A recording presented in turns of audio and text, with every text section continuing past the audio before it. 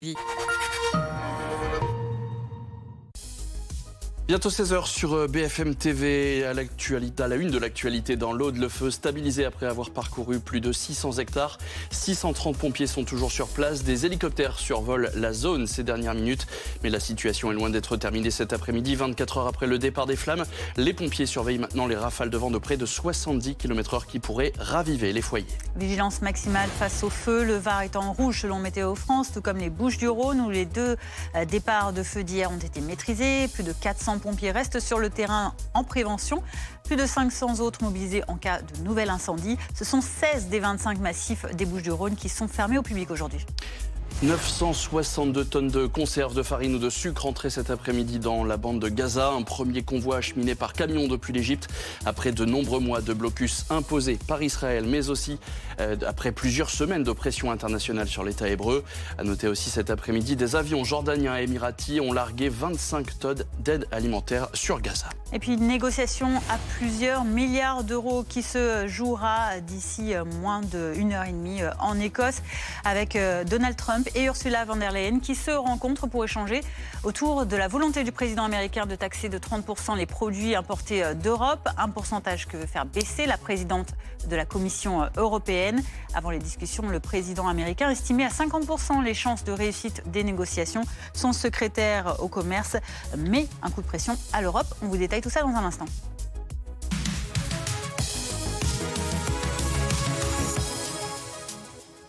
L'incendie est stabilisé mais pas fixé à Sigean dans l'Aude. Près de 24 heures après le départ des flammes, les pompiers surveillent de très près le vent.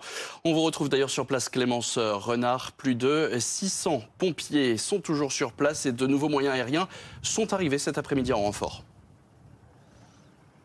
Oui, 2 hélicoptères bombardiers d'eau ont décollé il y a environ 1 heure juste à côté du poste de commandement des pompiers de l'Aude, là où on se trouve pour venir en aide aux troupes au sol. Il y a également 2 Air Tractors, ce sont des avions de reconnaissance qui sont en train en ce moment de larguer du retard dans le dispositif qui s'élargit donc sur place avec notamment le retour temporaire donc du dispositif aérien puisqu'on le rappelle, le feu est donc stabilisé mais il n'est pas encore fixé, c'est-à-dire qu'il continue sa progression. De nouveaux points chauds ont été observés ces dernières heures par les pompiers, ce qui les a poussés à demander des moyens supplémentaires. Il faut dire que les conditions météorologiques, vous le voyez, sont très difficiles. Il y a beaucoup de vent ici à Sigean avec des rafales avoisinant les 80 km/h. Il fait également très chaud, plus de 30 degrés au soleil et il y a également très peu d'humidité. Donc les pompiers qui sont toujours à pied d'œuvre pour lutter contre les flammes.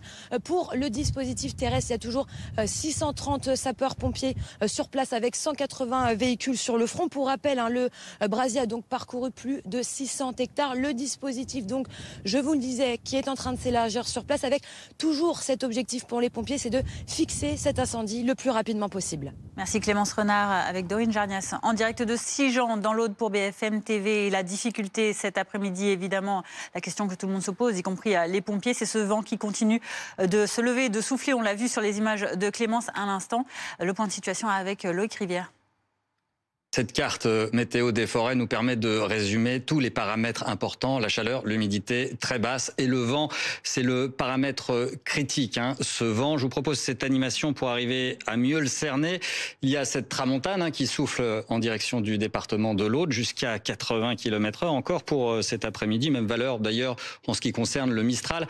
Progressivement, là c'est un Mistral couché qui est en train de souffler, notamment dans les Bouches-du-Rhône, ce qui veut dire qu'il file notamment vers les reliefs situés à l'est et vers le département du Var. Voilà pourquoi le Var a rejoint les Bouches-du-Rhône en vigilance rouge pour cet après-midi. Et ce n'est pas le pire. En réalité, le pic de cet épisode de vent est attendu pour ce lundi avec des rafales jusqu'à 100 km/h cette fois-ci, précisément entre l'Aude, les Pyrénées-Orientales. Ce vent d'ailleurs qui rabat les flammes de Sigean en direction de Port-la-Nouvelle ou encore de La Palme en ce moment où il y a eu plus d'1 millier d'évacuations hier. Vous voyez les températures attendues cet après-midi. C'est une chaleur modérée, mais dès qu'on parle de chaleur, de toute façon, pour les pompiers, c'est très délicat. On sera probablement aux alentours des 30 à 40% d'humidité au plus chaud de cet après-midi. Et demain, on va ajouter le Vaucluse en vigilance rouge. Là aussi, on aura de fortes rafales et un risque d'incendie très sévère, tout comme pour les Bouches-du-Rhône, élevé également pour le département de l'Aude, les Pyrénées-Orientales et le Var maintenus en alerte. Christophe Chantepie, membre de l'ONF et expert national en défense des forêts contre les incendies, était notre invité cet après-midi sur BFM TV. Il est revenu sur l'obligation de débroussailler à la fois pour l'État, mais aussi pour les particuliers. Les obligations légales de débroussaillement qui ont été mentionnées, c'est pas une obligation de l'État, c'est une obligation des particuliers qui ont besoin de débroussailler 50 mètres autour de leur habitation. Concrètement, enlever une partie de la végétation pour diminuer la puissance du feu. C'est une réglementation qui existe depuis les années 80 dans bon nombre de départements en France et qui aujourd'hui est applicable dans 48 départements en France, pour tout ou partie. Et dans ces obligations légales de débroussaillement, dans les départements où c'est assez nouveau, pour l'instant, il y en a assez peu qui sont réalisés. C'est une réalité parce que c'est récent. Et dans les départements historiques, comme notamment la partie méditerranéenne, le taux de réalisation, il commence déjà à être plutôt bon, mais il pourrait être bien meilleur parce que justement, le débroussaillement, c'est bien une des mesures les plus efficaces en matière de diminution de l'intensité de la puissance du feu. Et donc, Christophe Chantepie, justement, parmi les recommandations de notre expert tout à l'heure, c'était surtout celle de la SNCF qui ne débroussaillait manifestement pas suffisamment aux abords des rails. Alors, les particuliers ont l'obligation de débroussailler 50 mètres autour de leur habitation et toutes les infrastructures linéaires de transport, les voiries routières, les lignes SNCF et les lignes électriques d'Enedis et de RTE ont des obligations également de débroussaillement sur une certaine largeur qui varie selon les départements et selon le choix des arrêtés préfectoraux. Et donc, en fait, aujourd'hui, ces infrastructures réalisent pour tout ou partie des bons débroussaillements ou des débroussaillements qui peuvent être effectivement assez peu suffisants. Donc aujourd'hui, cette mesure qui s'applique pour diminuer l'intensité d'un feu et pour limiter l'éclosion des incendies, notamment à côté des voiries, c'est une mesure qui est efficace et qui mérite d'être encore mieux faite qu'elle ne l'est aujourd'hui. Alors il y a aussi cette question justement des incendies de forêt. On en voit ici dans l'Aude actuellement. C'est globalement aujourd'hui et depuis hier l'arc méditerranéen qui est concerné. Mais on se rappelle de l'année dernière d'incendies qui avaient concerné le Jura ou encore les Vosges. C'était assez inédit. On a l'impression que ces phénomènes finalement, non seulement ils se multiplient, mais qu'ils s'éparpillent un peu sur le territoire français hexagonal. Alors oui, c'est le cas. Pour les Vosges et le Jura, les grands feux qu'on a eus, c'était en 2022. C'est en même temps que les feux en Gironde, mais qui sont venus matérialiser quelque chose qu'on avait déjà anticipé et qu'on voyait sur des cartes prospectives d'évolution du risque incendie. C'est une extension géographique du risque d'incendie et une extension temporelle aussi.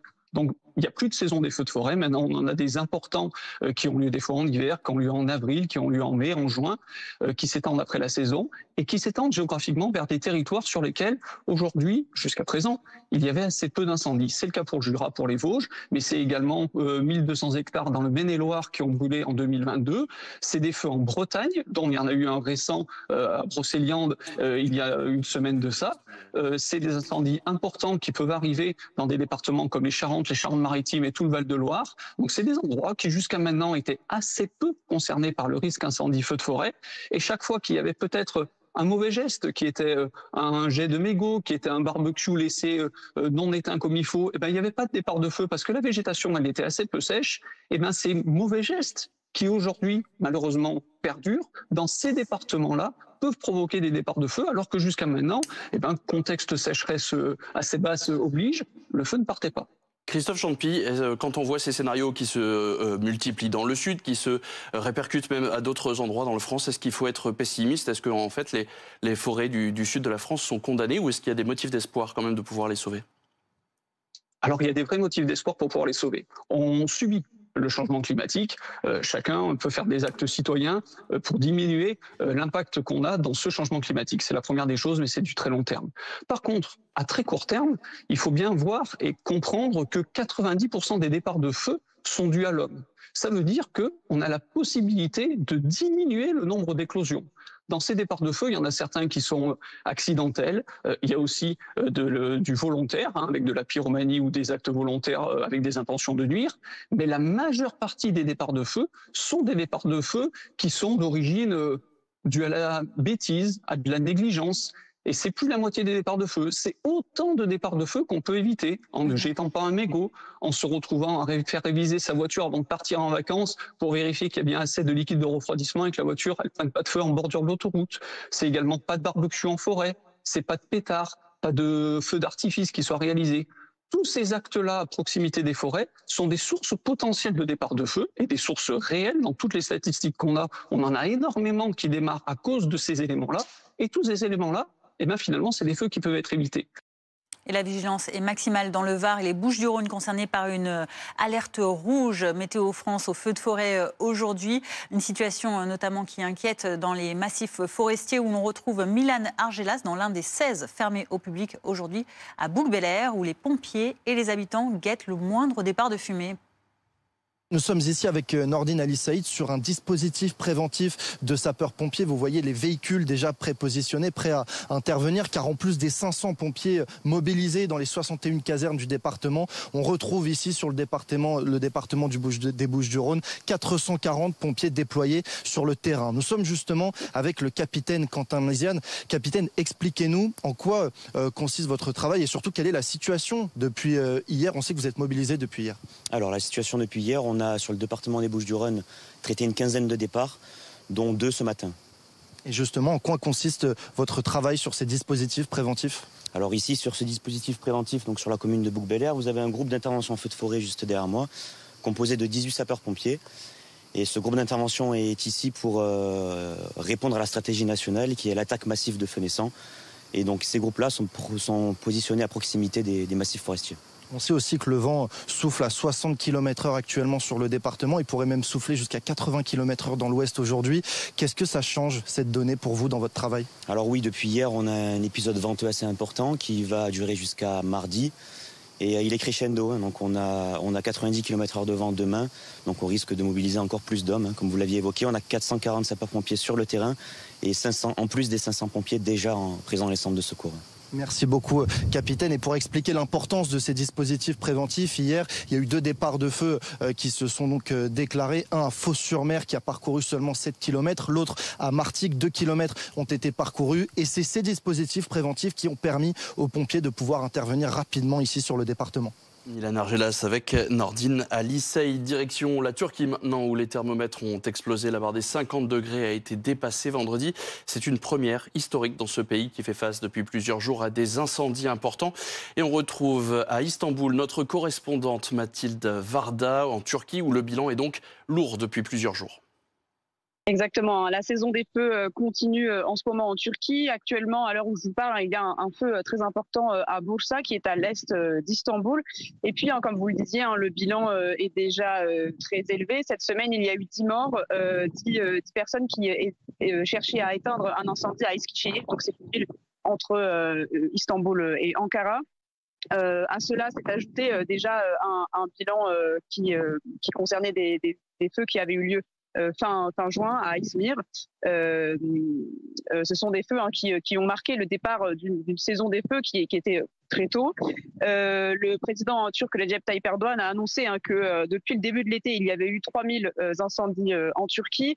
Il a détaillé les moyens mis en œuvre. Il y aurait donc 25 000 professionnels accompagnés de 132 000 volontaires. Mais malgré l'explication des moyens utilisés, l'opposition critique le gouvernement et estime que justement il y a un manque de moyens. Comme vous l'avez dit, on fait face à une vague de chaleur ici depuis plusieurs jours. Vendredi, les températures ont atteint les plus de 50 degrés dans le sud-est de la Turquie. C'est un record. Et ce record, il pourrait être battu dans les prochains jours puisque les autorités ont annoncé que cette vague de chaleur va continuer. Les températures vont continuer à être très hautes dans tout le pays, ce qui ne risque pas d'arranger la situation. Le ministre de l'Agriculture et des Forêts l'a annoncé, la situation risque de ne pas s'améliorer tout de suite. On risque d'avoir de nouveaux départs de feu dans les prochains jours, d'autant que le pays fait face de façon générale à une sécheresse très forte.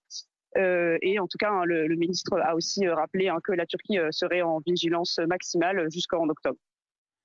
16h12, on en vient à présent à cette lueur d'espoir pour les plus de 2 millions d'habitants de Gaza, alors que l'ONU s'alarme d'un risque de famine généralisée. Quelques 1000 tonnes de denrées alimentaires sont en route depuis l'Égypte et 2 avions jordaniens et un appareil émirati ont largué 25 tonnes de denrées aujourd'hui. C'est donc un premier convoi, quelques heures après qu'Israël ait annoncé un parachutage d'aide humanitaire cette nuit. Sur place, on retrouve nos envoyés spéciaux Clémence Dibou et Joao Alencar. Ils sont à Karem Shalom, la porte d'entrée de ces camions vers Gaza. On est tenu un peu à distance avec Joao Alencar, mais on aperçoit de temps en temps quelques camions passer. Alors c'est plutôt au compte-gouttes, mais c'est vrai qu'on voit une activité assez intense depuis ce matin de camions humanitaires, parce qu'à Kerem Shalom, dans le sud de la bande de Gaza, c'est le seul point de passage entre Israël et la bande de Gaza pour faire rentrer les camions. Alors pourquoi ça prend du temps en général de faire venir ces camions humanitaires? Parce que l'armée israélienne décharge les cargaisons de ces camions qui arrivent en général de Jordanie ou d'Égypte, décharge la cargaison, l'inspecte, ensuite il faut la remettre sur le camion et ensuite c'est de l'autre côté que ces camions sont acheminés dans la bande de Gaza. Et là, l'armée israélienne a ouvert ses portes il y a quelques jours à des journalistes du monde entier pour montrer qu'il y avait là stocké près de 900 camions humanitaires qui, selon l'armée israélienne, attendent d'être distribués dans la bande de Gaza. Et du coup, Israël qui demande de l'aide ou du renfort aux ONG internationales. Ça, c'était pour le passage terrestre, mais on a appris aussi par des médias égyptiens cette fois-ci que le point de passage de Rafah entre l'Égypte et la bande de Gaza a pu laisser passer des camions humanitaires là aussi. Et à cela se rajoute l'annonce de l'armée israélienne d'avoir opéré des largages humanitaires cette nuit. On parle de 7 palettes remplies de farine par exemple ou de boîtes de conserve. Le problème, c'est que ces largages humanitaires, ils avaient déjà été expérimentés l'an dernier, notamment par la France. Ils ont plusieurs possibilités, mais le problème, c'est que ce qui est largué en général, c'est une quantité infime. Là, par exemple, aujourd'hui, on parle de 7 lots. Et puis, souvent, quand ça arrive au sol, il y a des risques d'accidents et d'attroupement. En tout cas, ce que l'on semble comprendre, c'est qu'Israël a entendu les critiques de la communauté internationale et des risques de famine qui sont reportés depuis la bande de Gaza par les ONG en essayant de desserrer l'étau de ce passage ici à Kerem Shalom. Et après son interception par l'armée cette nuit, la flottille pour la liberté qui a envoyé son dernier navire, l'Andala, est arrivée en Israël peu avant midi. Les 21 membres de son équipage, des manifestants pro-palestiniens et 2 élus de la France insoumise, ont été appréhendés par les autorités, comme il y a un mois sur le Madeleine. Et dans un communiqué, les insoumis dénoncent, je cite, une arrestation illégale dans les eaux internationales. Ils exigent la libération de l'équipage. On part maintenant en Écosse. Il avait donné jusque jeudi avant d'augmenter les droits de douane sur les produits européens importés aux États-Unis. Donald Trump rencontre dans quelques instants Ursula von der Leyen. Oui, le président américain qui estime à une chance sur 2, celle de trouver un accord commercial aujourd'hui. Mais à quoi cet accord peut-il ressembler? La réponse de Zoé Lamarche et Baptiste Keïta. Nouveau chapitre dans la série Donald Trump et les droits de douane. À 5 jours de l'entrée en vigueur d'une taxe de 30% sur les produits européens, la présidente de la Commission européenne espère bien diminuer cette charge de moitié, voire l'annuler au cours de cette réunion de la dernière chance. Certaines économies de l'Union européenne, dont la France, sont quand même en phase de ralentissement économique assez important. Et pour la France, il y a un autre enjeu particulièrement important, c'est bien entendu le secteur agricole. Il ne faudrait pas que ces taxations douanières alourdissent les difficultés des agriculteurs. Mais comment lutter contre cette menace ? L'Union européenne pourrait par exemple adopter des mesures de rétorsion. On situe à peu près à 93 milliards d'euros le montant des droits de douane qui seraient récupérés par l'Union européenne et qui seraient appliqués donc sur les produits en provenance des États-Unis. Donc les entreprises américaines auraient elles-mêmes un préjudice. Autre moyen de pression, le marché de l'Union européenne représente près de 500 millions de consommateurs. Un marché que les États-Unis ne peuvent pas bouder. Si aucun accord n'est trouvé, l'Union européenne a déjà établi une liste de produits américains à taxer dès le 7 août, incluant le marché de l'automobile ou de l'aéronautique. Et on en parle avec notre invité Laurent Saïm, bonjour, journaliste spécialiste des États-Unis. Il y a donc cette rencontre qui aura lieu dans un peu moins d'1h15 maintenant en Écosse. Et d'un autre côté, côté États-Unis, on a ce coup de pression qui a été rajouté aujourd'hui par le secrétaire au commerce américain Howard Lutnick, qui a déclaré qu'il n'y aura pas d'extension à la pose des droits de douane voulus par Donald Trump, donc au-delà du 1er août. Une pression, donc, alors que ces échanges n'ont pas encore débuté? Oui, on est dans une méthode trumpiste, c'est-à-dire une négociation très dure. Donc, il a dit quelque chose, il espère que ça va choquer, ça a choqué. Et maintenant, on va voir s'il fait un retour en arrière, mais ce ne sera pas un retour en arrière comme les Européens l'espèrent. Ça va être un balancier avec au milieu et tout le monde va dire « Ah, mais finalement, sur certains produits, ça devait être 30%, on voulait 10 et ça va peut-être être 15 ». On est vraiment dans une négociation telle que Trump adore les faire, c'est-à-dire je provoque, on en parle, tout le monde fait « Oh là là, c'est absolument terrible ». Et puis après, il y a un retour du balancier. Moi, je rappelle quand même que J.D. Vance, à Munich, avait dit, juste après l'élection de Donald Trump, le shérif est de retour. Et à travers ces négociations sur les tarifs, c'est aussi la redéfinition de la relation entre l'Europe et les États-Unis qui va se passer en direct sous nos yeux à 17h30 heure française. Vous disiez c'était très trumpiste dans les échanges, dans les méthodes de négociation. Est-ce que l'image d'envoyer, de faire beaucoup de golf, de profiter juste avant des échanges qui sont très importants à plusieurs milliards d'euros, ça aussi c'est très Donald Trump? Alors il y a ce qui s'appelle la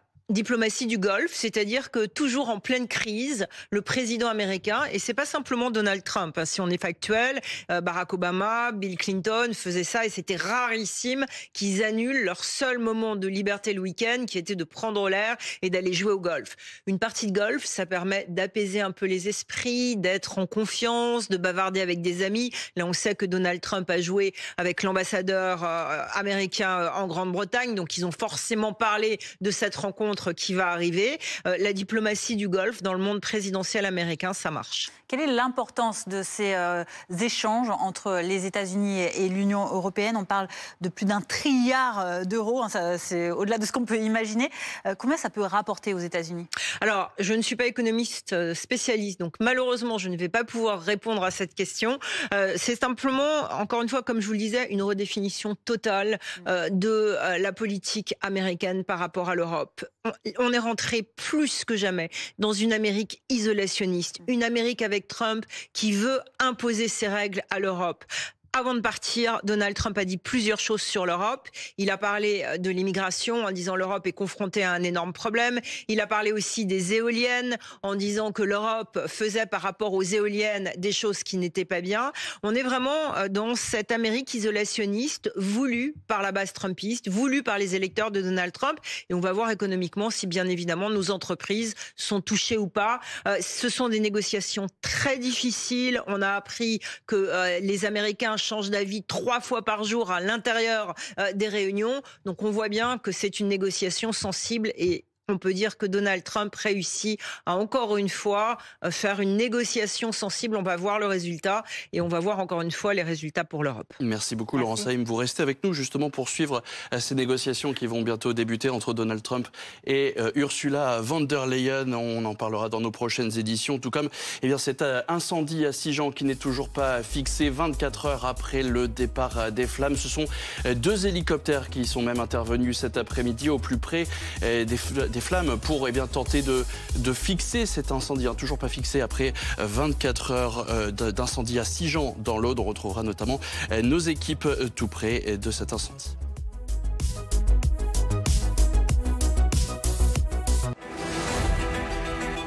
L'info ne prend pas de vacances. BFM TV non plus. Voici les toutes dernières images. Tout l'été, chaque jour, les invités, les événements. On est au cœur de l'action. Les reporters partout en France et dans le monde. Dans le New Jersey, peut-être envoyé spécial aux portes de Marseille, aux côtés des Français qui vivent cette canicule. Se mobilisent pour vous informer en temps réel. Nos reporters sont à vos côtés en direct sur BFM TV. BFM TV est à vos côtés tout l'été. BFM TV, première sur l'info. C'est l'histoire de Anna, qui profite de chaque voyage pour retomber amoureuse de Pierre. De Léa, qui dit toujours « qu'importe la destination tant qu'il y a du son ». Celle de Sarah et Jean, qui n'avaient pas prévu d'accueillir un nouveau passager. Et celle de Jack, le tout petit dernier de la famille. Quelle que soit votre histoire, il y a toujours un SUV Volkswagen fait pour vous. En ce moment, profitez du T-Cross à partir de 149 € par mois. Volkswagen. Se balader des heures durant. Flâner dans les boutiques. Vos jambes lourdes vous gênent? Pensez à Daflon. Daflon 500 mg, efficacité cliniquement démontrée dans les troubles de la circulation veineuse, jambes lourdes, douleurs, impatience. Daflon, passe à l'action. Tout médicament peut exposer à des risques. Parlez-en à votre pharmacien. D'Argenteuil à Zofgen, en passant par ici, par là, là et aussi par là. Il y a un assureur Alliance proche de vous. 2600 agences et 10 000 conseillers partout en France. C'est l'assurance d'être bien accompagné. Alliance, avec vous de A à Z. Vous savez pourquoi chez Carglass on vous demande votre numéro d'immatriculation ? Eh ben regardez notre stock là. Ça nous permet d'identifier tout de suite votre pare-brise pour l'envoyer dans le centre que vous avez choisi. C'est pour ça que chez Carglass, on peut vous donner un rendez-vous très rapidement. Et en plus, vous n'avez rien à avancer, quel que soit votre assureur. Alors si vous avez une urgence sur votre pare-brise, réservez tout de suite sur carglass.fr. Ou appelez Carglass au 3044, c'est gratuit. N'oubliez pas, carglass.fr ou appelez-nous au 3044. Et en plus en ce moment, Carglass vous offre vos balais d'essuie-glace. Carglass répare, Carglass remplace. Les amis, j'ai fait comme j'aime il y a 7 ans et j'ai perdu 10 kilos et surtout, je ne les ai jamais repris. Comme j'aime, ça marche pour tout le monde. Angélique, 36 ans de Cournon d'Auvergne, conseillère financière, a perdu 7 kilos en 1 mois et demi. Benjamin, 51 ans de Nantes, travaille dans le transport routier de marchandises, a perdu 28 kilos en 10 mois. Sandrine, 52 ans qui habite Paris, contrôleur de gestion, a perdu 21 kilos en 1 an. Alors pour perdre du poids, profitez de notre offre exceptionnelle pour l'été, moins 100 € sur votre premier colis. Rendez-vous maintenant sur comgem.fr, c'est important.fr. United Credit. En ce moment, profitez d'un prêt de 10 000 € au taux exceptionnel à partir de 4,5%. United Credit, enfin un crédit fait pour You. Messieurs, dames, bonjour. Tout le monde à terre, on lève les mains en l'air. Donnez-moi vos téléphones et pas de blague. Essayez pas sur les héros. C'est quoi ça? C'est mon ticket de caisse Leclerc. Quoi? Tout ça? Pour ce prix? Je peux le voir? Il y en a encore que ça étonne. Leclerc est moins cher qu'Intermarché, Magasin U ou Lidl par exemple. Et chez vous, vérifiez qui est le moins cher sur l'appli Mon Leclerc. Leclerc.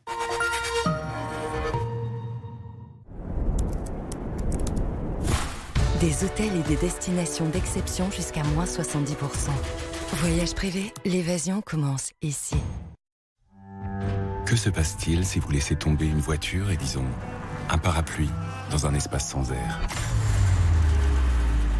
Eh bien, sans air, les deux se déplacent de la même manière. Mais il faut bien reconnaître que les occasions de conduire dans l'espace ou dans une chambre à vide sont plutôt rares.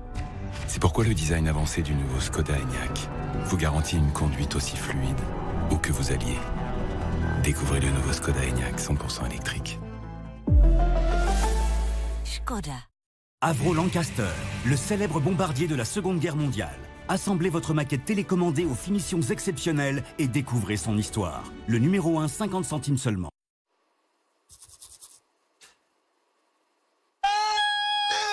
Vous saignez des gencives? Essayez Parodontax Original. Il est 4 fois plus efficace contre les problèmes de gencives causés par la plaque dentaire. L'expert des gencives. Dispositif médical. Un intérieur au design raffiné avec 20... Bah, elle est pas neuve. Encore mieux.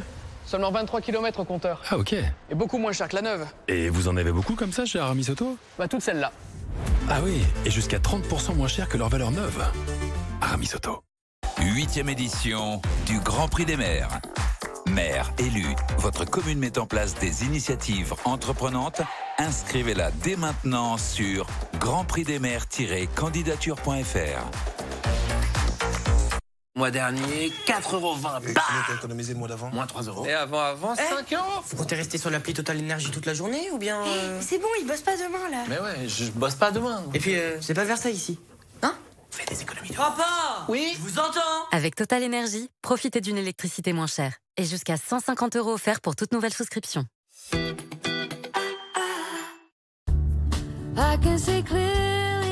En adoptant aujourd'hui les bons réflexes, on pense déjà aux automobilistes de demain. Chez Noroto, on recycle votre ancienne batterie et on vous offre 15 € en bon d'achat si vous en achetez une nouvelle.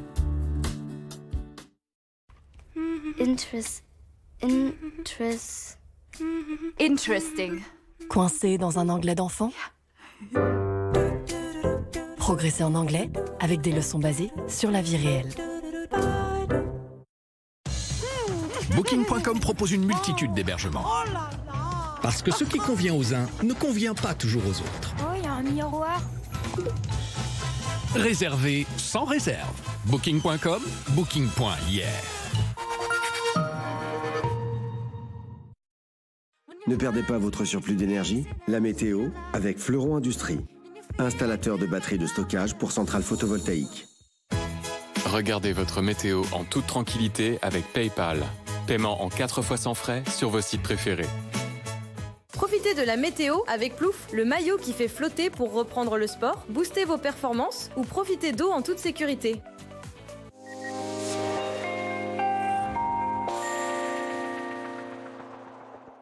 l'avez constaté, l'automne s'est réveillé en plein cœur de l'été. Et cette insomnie va durer. Ce sera assez mitigé à nouveau pour une bonne partie de la semaine prochaine. Je vous propose de prendre un peu de hauteur pour mieux comprendre. L'anticyclone est bien là, mais s'il est un peu trop éloigné, en réalité, nous sommes dans un flux de nord-ouest et la situation est bloquée. Des gouttes froides en série vont plonger de la mer du Nord jusqu'en Italie.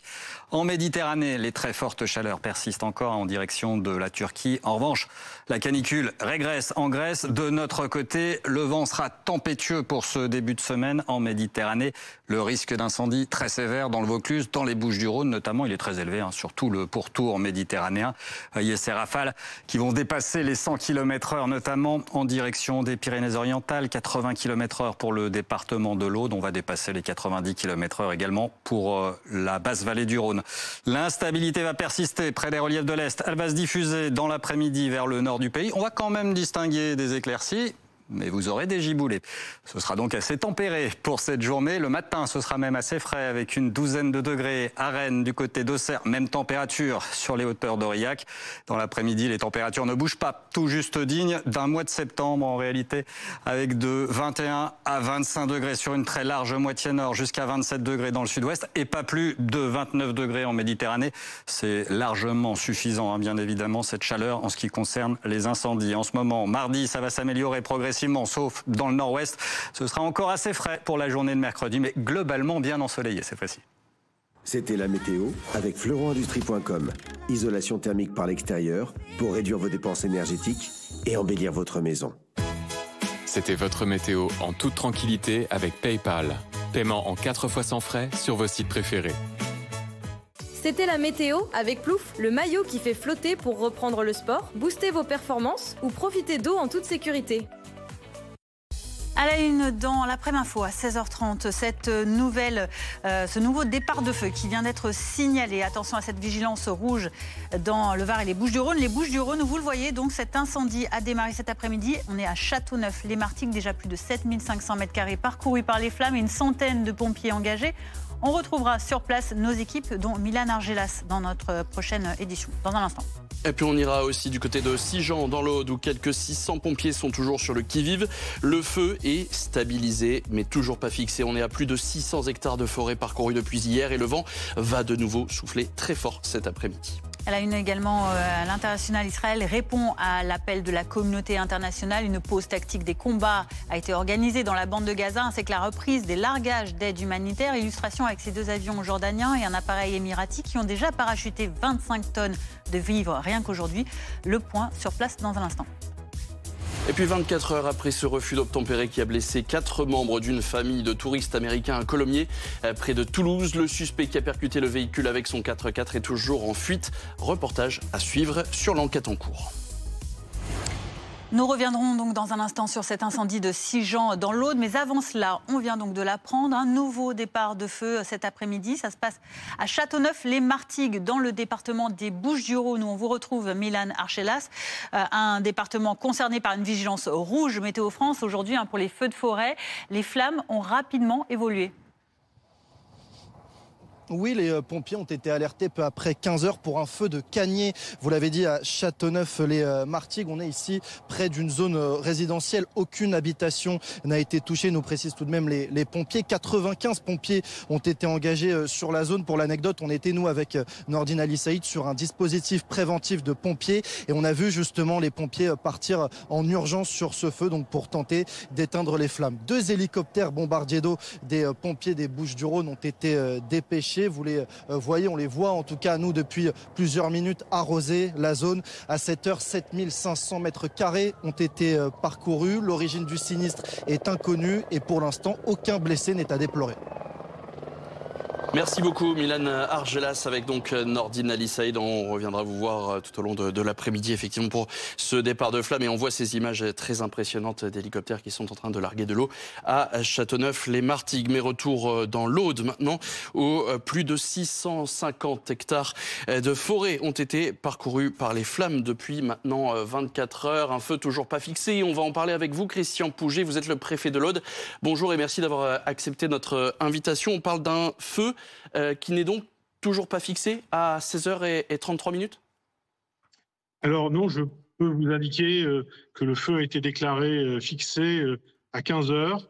Donc désormais, on est dans une autre configuration et où évidemment le dispositif restera sur place avec un nombre conséquent de pompiers pour traiter les éventuelles réactivations, mais le feu est désormais fixé. Justement, qu'est-ce que ça change d'avoir un feu fixé à 15 heures? Quel est ce dispositif que vous mettez maintenant en place? Alors, le feu fixé, ça veut dire qu'il ne progresse plus dans son enveloppe périmétrique et que la plupart des lisières ont été traitées. Donc, désormais, c'est un dispositif de surveillance qui sera composé quand même de plus de 300 pompiers, qui sera positionné tout autour des points délicats, avec des hélicoptères bombardiers d'eau qui vont continuer leur travail tout au long de l'après-midi, et puis également des drones qui sont des drones thermiques qui permettent de repérer les points chauds et donc d'intervenir de manière très efficace en dirigeant les équipes à terre. Combien de temps ce dispositif de surveillance peut-il rester sur place ? Alors, il restera autant que nécessaire sur le feu de bisané que nous avons connu il y a quelques semaines. Il était resté plusieurs jours, donc on s'apprête, compte tenu en plus des conditions météorologiques avec un fort vent dans les 3 jours qui viennent, à laisser en place évidemment un nombre conséquent de pompiers en surveillance. Racontez-nous comment se passent justement ces prises de décision. On a notamment parlé de ces 1000 personnes qui ont été évacuées. Qui prend la décision? Comment vous faites? Alors, il est intervenu sur vos antennes. Le sous-préfet de Narbonne était au plus près de la situation avec les pompiers et les gendarmes. Et c'est donc lui qui propose un certain nombre de dispositifs. Et en concertation avec moi, eh bien, on prend la décision, par exemple, d'évacuer des campings. On le prend de manière préventive. L'objectif, c'est de le prendre ni trop tôt, ni trop tard. Ni trop tôt parce qu'on peut avoir des résistances de personnes qui ne comprennent pas pourquoi ils sont évacués. Et trop tard, chacun comprendra qu'il ne faut pas évacuer dans la panique. Donc il faut trouver la bonne période pour évacuer et mettre en sécurité ces personnes, ce qui a été le cas avec la collaboration des mairies concernées. Donc c'est à chaque fois, si vous voulez, une analyse de la situation. Et en fonction des éléments qui sont remontés par la gendarmerie, les pompiers, les mairies, eh bien, des décisions les plus appropriées possibles. Merci Christian Pouget, préfet de l'Aude, pour ce point de situation. Donc on rappelle qu'à Sigean, le feu est désormais fixé depuis 15 heures cet après-midi, qui ne progresse donc plus, que le dispositif de surveillance est maintenu sur place quand même pour étudier et surveiller la situation pour un temps encore indéterminé. On va revenir avec vous, Loïc Rivière, sur ce nouveau foyer qui a donc été détecté à Châteauneuf-les-Martigues, dans les Bouches-du-Rhône cette fois-ci, donc département rouge, feu de forêt aujourd'hui. Et quelle est la situation dans le département ? C'est exactement le même scénario qu'hier. C'est bien ce qui est inquiétant. Dès le début d'après-midi, les feux se sont multipliés dans l'Hérault et, comme vous le dites, dans les Bouches-du-Rhône, du côté de Châteauneuf-les-Martigues, aux alentours de 15h30. Hier, dans l'Aude, au premier signalement, on parlait de 30 hectares, puis rapidement 60 hectares vers le milieu de l'après-midi. En fin d'après-midi, on dépassait les 600 hectares. Il faut se méfier. Pour l'instant, dans les Bouches-du-Rhône, le dernier relevé nous donne 5000 mètres carrés partis en fumée d'après les images, d'après ce qu'on voit là visiblement, le feu a déjà progressé. Un feu de canier, en réalité, ce sont des roseaux. C'est une végétation qui brûle très facilement. Ce feu va probablement se propager donc rapidement dans les minutes, dans les heures qui viennent. On voit que les moyens humains, notamment, sont sur place, des moyens également techniques pour pouvoir intervenir. Il y a des hélicoptères qui ont déjà procédé à des largages sur ce secteur, donc des Bouches-du-Rhône, où le vent souffle encore aux alentours des 60 km/h en rafale. En ce moment, on dépasse les 30 degrés et on s'approche peu à peu des 30% d'humidité. Ce sont les conditions les plus à risque. Et encore, le vent va encore accélérer en ce début de semaine, notamment dans les Bouches-du-Rhône, mais aussi dans le département de l'Aude, avec des rafales qui pourront s'approcher des 100 km/h. Merci beaucoup Loïc Rivière. On va retourner voir notre journaliste Milan Argelas du côté de Châteauneuf-les-Martigues. Milan, on a parlé d'à peu près 5000 mètres carrés qui ont donc été parcourus en à peu près 1 heure. Quelle est la situation actuellement? Est-ce que les flammes continuent de progresser? Oui, selon les dernières informations des pompiers des Bouches-du-Rhône, 7500 mètres carrés ont été parcourus pour l'instant. On le rappelle, il s'agit d'un feu de Cagné. Les pompiers ont été alertés peu après 15 heures. Le feu se situe tout proche d'une zone résidentielle, mais pour l'instant, les pompiers nous confirment qu'aucune habitation n'a été touchée. 95 pompiers sont engagés sur le terrain. On a d'ailleurs vu, je vous le disais tout à l'heure, mais cela montre l'efficacité aussi de ce dispositif des pompiers pour cette vigilance rouge, feu de forêt dans les Bouches-du-Rhône. On a vu tout à l'heure avec Nordine Ali Saïd les pompiers s'activer et partir dans l'urgence justement pour intervenir sur ce feu de forêt et tenter d'éteindre les flammes. 2 hélicoptères bombardiers d'eau ont aussi été dépêchés. On les voit justement arroser la zone depuis tout à l'heure pour tenter d'éteindre les flammes. On ne connaît pas à cette heure l'origine de ce sinistre et les pompiers nous informent qu'aucun blessé n'est à déplorer pour l'instant. Merci Milan. On voit la situation sur ces images que vous nous délivrez avec notre journaliste reporter d'images. Les largages également qui ont lieu par ces hélicoptères, vous les constatez à l'heure actuelle ?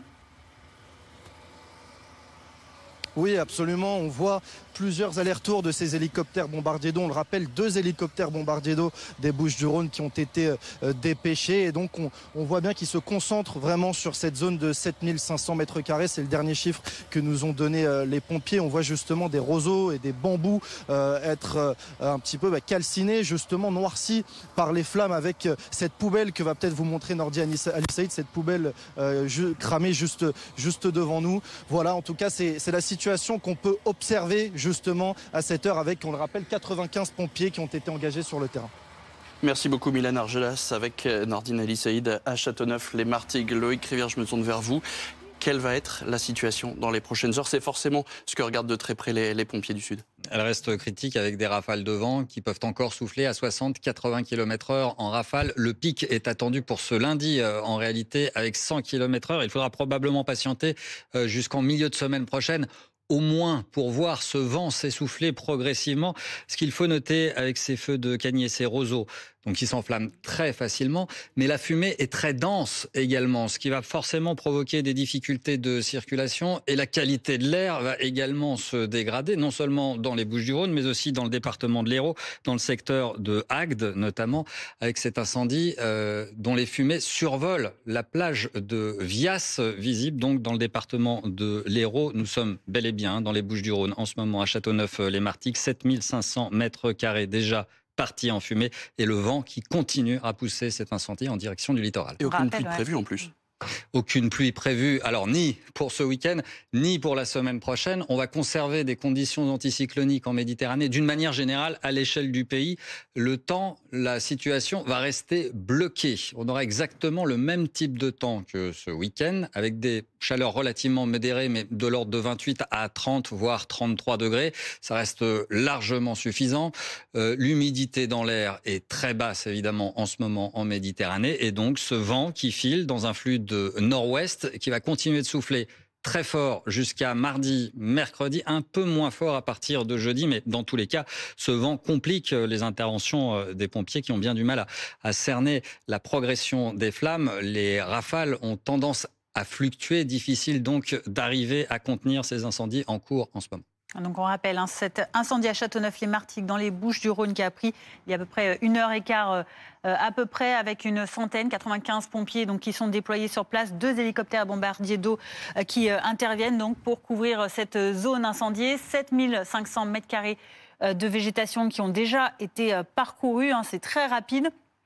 Origine du sinistre encore inconnue à l'heure actuelle, mais heureusement, cet incendie n'a fait pour le moment aucun blessé, aucune habitation n'est touchée. Mais vous voyez la situation qui alerte forcément dans ce département des Bouches-du-Rhône, qui, comme le Var, on le rappelle, sont aujourd'hui les 2 départements concernés par une vigilance rouge Météo France au feu de forêt.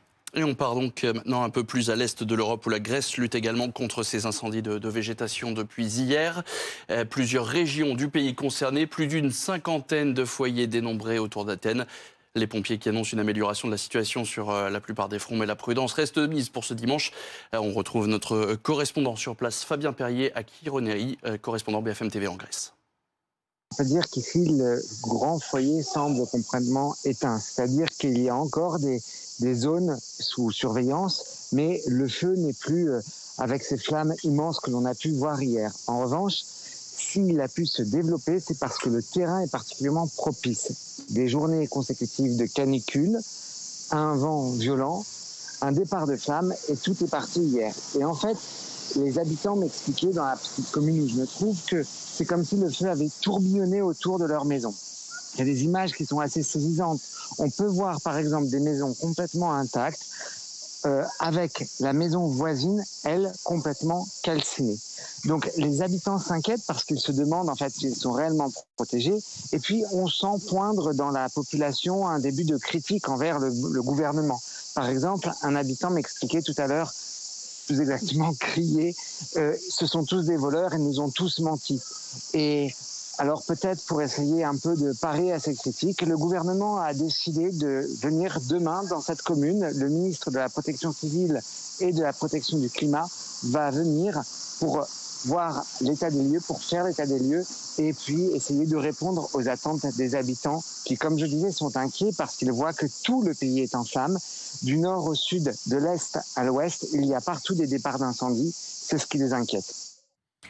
On en vient à présent à 16h44 à la situation au Moyen-Orient avec l'armée israélienne qui a donc annoncé cette pause tactique des combats dans la bande de Gaza chaque jour entre 10h et 20h, ainsi que la mise en place de couloirs humanitaires sécurisés pour permettre la circulation des convois de l'ONU et des ONG. Et le retour de l'aide humanitaire également depuis la reprise cette nuit des parachutages de denrées alimentaires par Israël. La Jordanie et les Émirats arabes unis ont déjà parachuté 25 tonnes de vivres ce dimanche. Une méthode jugée inefficace, voire dangereuse par les Nations Unies. Reportage de Mathis Menu. Sur leurs épaules, certains Gazaouis déjà affamés transportent de quoi tenir quelques jours. Ici, un sac de farine, car l'aide humanitaire tant attendue pénètre enfin dans la bande de Gaza. On sort pour les enfants qui nous disent en pleurant « Tonton, je veux juste un morceau de pain ». Ça te déchire le cœur. C'est comme si on te plantait 1 million de couteaux. Pour ramener un sac de farine, on risque 1000 fois la mort, mais on le fait pour eux. Un peu plus tôt, depuis l'Égypte, ces camions ont traversé le terminal frontalier au sud de l'enclave, près de Rafah. Mais avant d'entrer, ils ont été inspectés au point de passage de Kerem Shalom par l'armée israélienne, qui a décrété aujourd'hui des pauses tactiques quotidiennes. Dans le détail, Tsahal annonce que ces opérations militaires cesseront dans certaines zones de 7h à 17h heure locale pour permettre l'ouverture de couloirs humanitaires. Cette nuit, l'armée israélienne a d'ores et déjà procédé à des largages de denrées alimentaires. Les largages aériens comprendront 7 palettes d'aide contenant de la farine, du sucre et des conserves qui seront fournies par des organisations internationales. Malgré le risque de famine généralisée et la situation plus que critique dans l'enclave, ces largages inquiètent certains habitants. Quand l'aide tombe du ciel, ça blesse des gens, ça fait des dégâts, parfois même des massacres dans la rue. Tous ces gens, c'est des vies perdues chaque jour. Si on balance 1, 2, 10 caisses, ça suffit pas. Des centaines de personnes attendent et au final, à peine 1 ou 2% en profitent. Sur les réseaux sociaux, le chef des opérations humanitaires de l'ONU a salué l'ouverture de couloirs humanitaires vers Gaza. La Jordanie et le Royaume-Uni notamment se préparent à des livraisons d'aide humanitaire. Dans l'actualité internationale également, les droits de douane américains qui sont aujourd'hui au cœur de cette rencontre prévue dans moins d'1 heure maintenant entre Donald Trump et la présidente de la Commission européenne, Ursula von der Leyen. Le décor, vous le voyez, c'est ce golf du président américain à Turnberry en Écosse où il poursuit donc ses 5 jours de visite à la fois privée et diplomatique. Pronostic de Donald Trump pour trouver un accord 50-50. Avez-vous conclu un accord avec l'Union européenne aujourd'hui ? 50% de chance. 50% de chance. Et c'est donc un coup de pression aussi à signaler du secrétaire américain au commerce Howard Lutnick. Il n'y aura pas d'extension de la pause des droits de douane au 1er août. On va en parler avec vous, Antoine Lard. Vous êtes notre correspondant à Washington. On a entendu ce premier coup de pression et Donald Trump estime quand même qu'il y a une chance sur 2 de trouver un accord avant cette date fatidique du 1er août. Oui, en fait, les Américains veulent bien faire comprendre à tout le monde qu'ils sont en position de force dans ces négociations.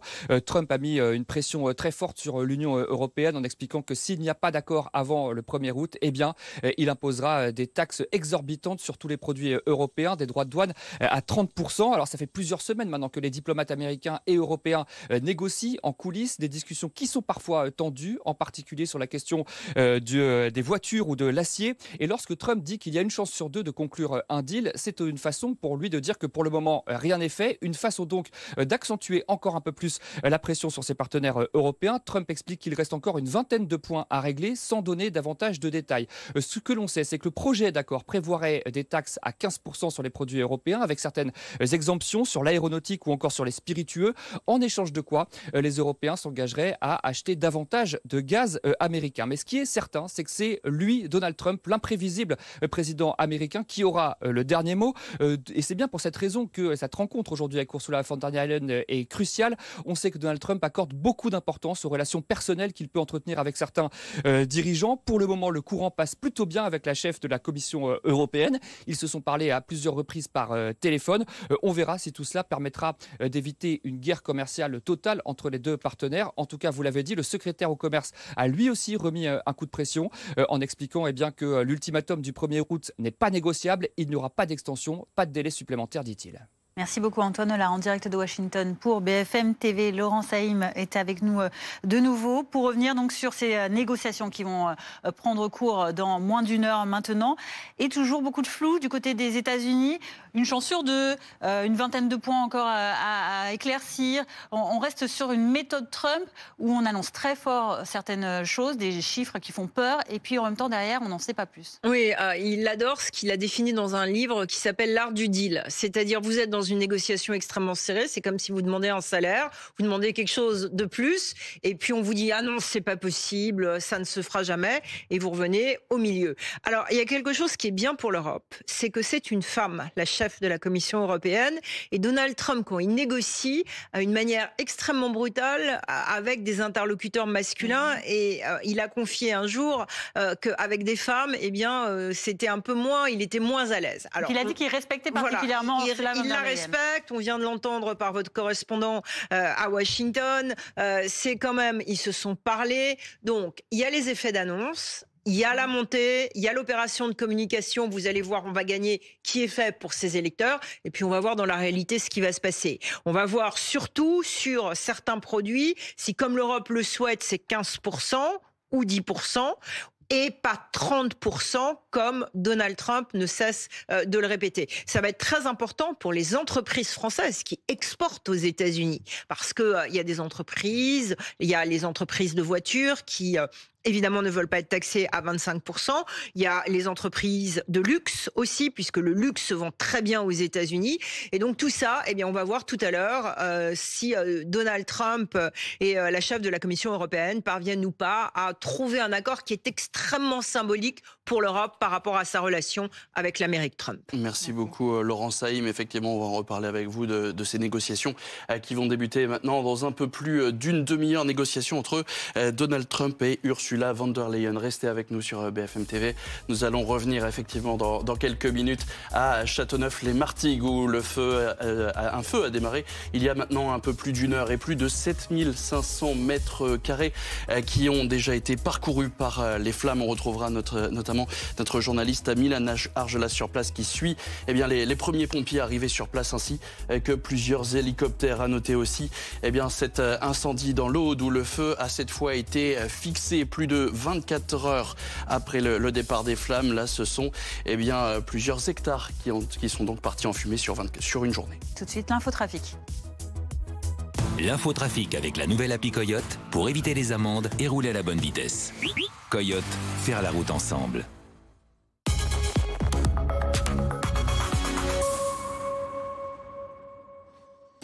Attention sur la route aujourd'hui pour ce 5e week-end de vacances estivales. Mais ça roule mieux qu'hier. Vous le voyez dans le sens des départs, Bison Futé voie orange dans le sud du pays. Dans le sens des retours, c'est seulement dans un quart sud-est du pays que c'est difficile de circuler aujourd'hui. Restez tout de même vigilants et respectez les temps de pause.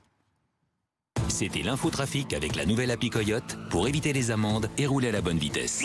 Coyote, faire la route ensemble. La météo. Ne perdez pas votre surplus d'énergie. La météo avec Fleuron Industrie. Installateur de batteries de stockage pour centrales photovoltaïques. Regardez votre météo en toute tranquillité avec PayPal. Paiement en 4 fois sans frais sur vos sites préférés. Profitez de la météo avec Plouf, le maillot qui fait flotter pour reprendre le sport, booster vos performances ou profiter d'eau en toute sécurité.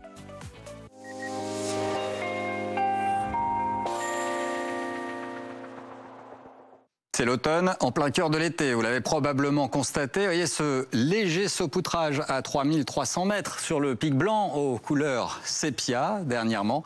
De la neige de plus en plus bas d'ailleurs pour le début de la semaine. On va en reparler. Quel contraste avec ce vent chaud qui souffle en direction de la Méditerranée. Mistral, tramontane jusqu'à 80 km/h, puis près de 100 km/h pour ce lundi, des rafales tempétueuse. La vigilance est maximale, vigilance rouge pour les Bouches-du-Rhône, pour le département du Var, orange également en ce qui concerne le Vaucluse, le Gard, le département de l'Aude. On va ajouter en alerte maximale le Vaucluse pour ce début de semaine en vigilance rouge, là aussi. Donc voyons l'évolution de la situation. Les nuages sont nombreux. Il y a des averses également, parfois orageuses, en remontant vers le nord, qui pourraient éclater sur la route du Tour en direction de Montmartre, notamment d'ici à la fin de cette journée. Ce sera un peu mieux dégagé pour ce lundi grâce au vent. Des éclaircies en matinée, des rafales déjà à 80-100 km/h sur le Roussillon. Dans l'après-midi, peu à peu, l'instabilité va se diffuser vers le nord. Mais voyez cette neige qui va tomber dès 2500 mètres sur les Savoies, notamment. Léger saupoudrage à nouveau, alors ce qui peut arriver en plein cœur de l'été, mais ce qui, effectivement, dénote ce flux de nord qui sera sensible. On aura quelques giboulées sur un très large quart nord-est. D'une manière générale, les éclaircies vont bien résister en allant vers l'océan. La fraîcheur sera d'actualité en matinée. Une douzaine de degrés seulement à Rennes, à Auxerre, sur les hauteurs d'Aurillac également. Puis dans l'après-midi, température toujours en dessous des moyennes, tout juste digne d'un mois de septembre en réalité. De 21 à 25 degrés sur une très large moitié nord. 27 degrés au mieux dans le sud-ouest et pas plus de 29 degrés en Méditerranée. C'est déjà élevé, bien sûr, sur le front des incendies en ce moment. C'était la météo avec fleuronindustrie.com. Isolation thermique par l'extérieur pour réduire vos dépenses énergétiques et embellir votre maison. C'était votre météo en toute tranquillité avec PayPal. Paiement en 4 fois sans frais sur vos sites préférés. C'était la météo avec Plouf, le maillot qui fait flotter pour reprendre le sport, booster vos performances ou profiter d'eau en toute sécurité. C'est l'histoire de Anna, qui profite de chaque voyage pour retomber amoureuse de Pierre. De Léa, qui dit toujours « qu'importe la destination tant qu'il y a du son ». Celle de Sarah et Jean, qui n'avaient pas prévu d'accueillir un nouveau passager. Et celle de Jack, le tout petit dernier de la famille. Quelle que soit votre histoire, il y a toujours un SUV Volkswagen fait pour vous. En ce moment, profitez du T-Roc à partir de 179 € par mois. Volkswagen.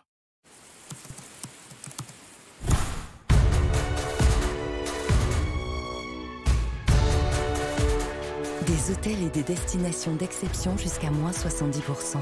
Voyage privé, l'évasion commence ici. Découvrez nos offres et laissez-vous séduire par le Pérou. Tous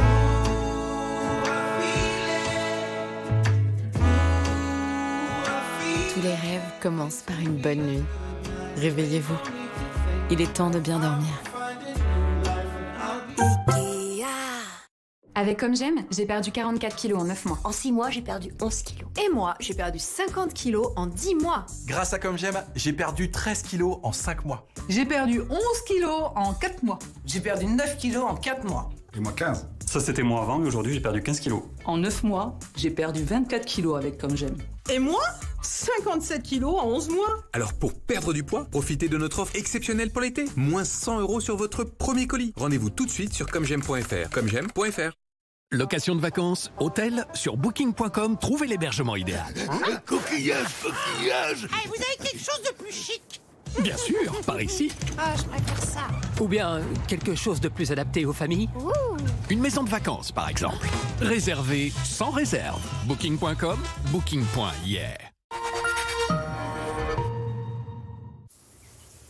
Chez Puget, si nous pressons les olives dans les 24 heures après la récolte, c'est pour vous restituer tout le bon goût de l'olive. Puget, élue marque préférée des Français.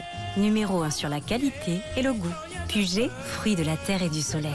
Et ensoleillez vos assiettes avec les vinaigrettes de Puget. Balsamique, tomates séchées et ciboulette échalote.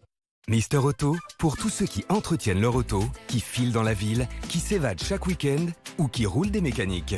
Avec Mister Auto, cliquez et recevez la pièce ou l'accessoire qu'il vous faut pour toutes les façons de bouger, toujours à nos meilleurs prix. Trouvez tous les produits Valeo sur mister-auto.com. Mister Auto, click, get and move.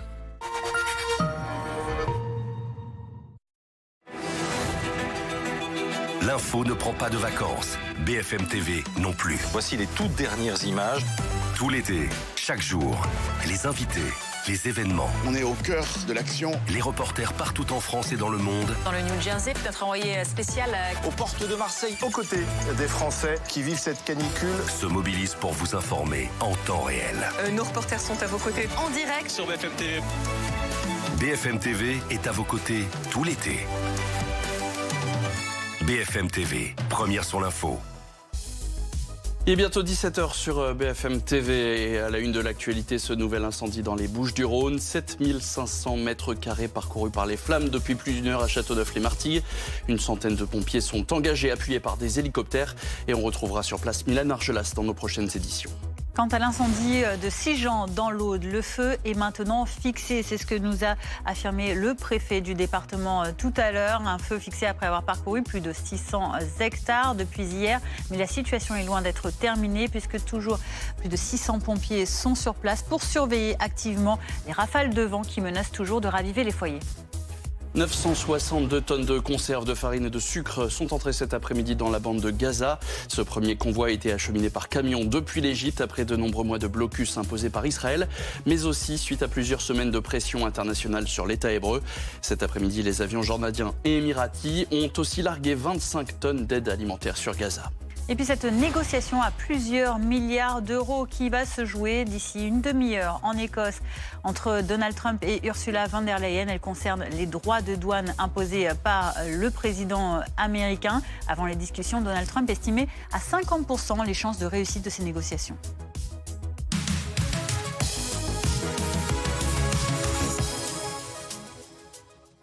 Et on prend donc tout de suite la direction des Bouches-du-Rhône où nous allons nous retrouver notre journaliste Milan Argelas avec ce nouveau départ de feu cet après-midi à Châteauneuf-les-Martigues.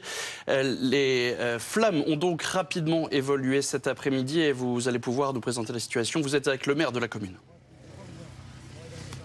Oui, absolument. D'ailleurs, dernières informations des pompiers des Bouches-du-Rhône, le feu progresse légèrement. Il a désormais parcouru 1 hectare. Illustration donc de cette vigilance rouge, feu de forêt dont on vous a beaucoup parlé. Les pompiers sont rapidement arrivés sur place. Ils étaient déjà prépositionnés sur des dispositifs préventifs. 95 pompiers sont engagés ici depuis 15 heures. Et donc, l'heure où les pompiers ont été alertés de ce feu, il y a également des hélicoptères bombardiers d'eau. Vous l'avez dit, on va aller retrouver le maire de cette commune de Châteauneuf-les-Martigues. Monsieur le maire, bonjour. Racontez-nous quelles sont les informations dont vous disposez sur ce feu. Nous avons eu un premier départ de feu à l'ouest de la commune qui a été rapidement maîtrisé. Et puis un peu de temps après, ici même où j'ai été averti, je suis venu sur place. Le SDIS a mis beaucoup de moyens, ils l'ont maîtrisé parce que c'était un secteur où il y a beaucoup de cannes et donc des risques de propagation. Et voilà, ça y est, c'est maîtrisé. Le feu est maîtrisé, c'est ce que vous nous dites? Le feu est maîtrisé, là, il surveille qu'il n'y ait pas de reprise, et voilà. En arrivant sur place, qu'est-ce que vous avez constaté? Il s'agit d'un feu de canier, c'est ça? Racontez-nous. C'est un feu de canier, de canne de Provence, et c'est vrai qu'à une période sèche, comme nous sommes, et avec le vent que nous avons aujourd'hui, on avait beaucoup de risques de propagation. Et voilà, je suis très soulagé. Vous confirmez aucun blessé, aucune habitation touchée? Non, on a eu peur pour l'habitation, mais ça y est, il n'y a pas de problème. Ça a un peu brûlé dans le jardin, mais il n'y a pas de souci. On ne connaît pas l'origine de ce feu? On pense que c'est quand même, ça doit être criminel, parce que 2 départs à quelques heures d'intervalle, ça ne peut pas être un accident. Mais enfin, après, je laisse faire l'enquête et on verra ce qu'il en ressortira. Merci beaucoup, monsieur le maire. Vous voyez donc les pompiers toujours à pied d'œuvre ici pour ce feu qui s'est déclaré peu après 15 heures à Châteauneuf-les-Martigues. Merci Milan Argelas avec Nordine Ali Saïd à Châteauneuf-les-Martigues. Donc dans les Bouches-du-Rhône, Loïc Rivière qui est concerné par cette vigilance rouge au feu de forêt aujourd'hui, tout comme le Var d'ailleurs. Mais on voit la situation notamment avec ces feux de canier qui sont spécifiques à cette zone en particulier.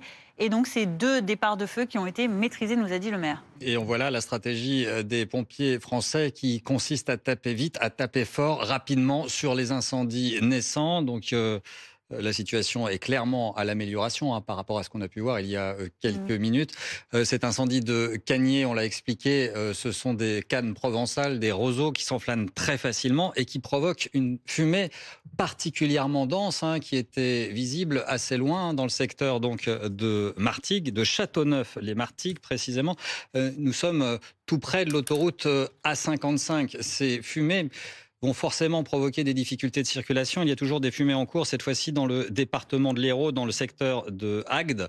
Visible depuis la plage de Vias, les fumées survolent la plage en ce moment. Et bien évidemment, il y a toujours l'incendie en cours dans le département de l'Aude, même s'il ne progresse plus, nous dit-on.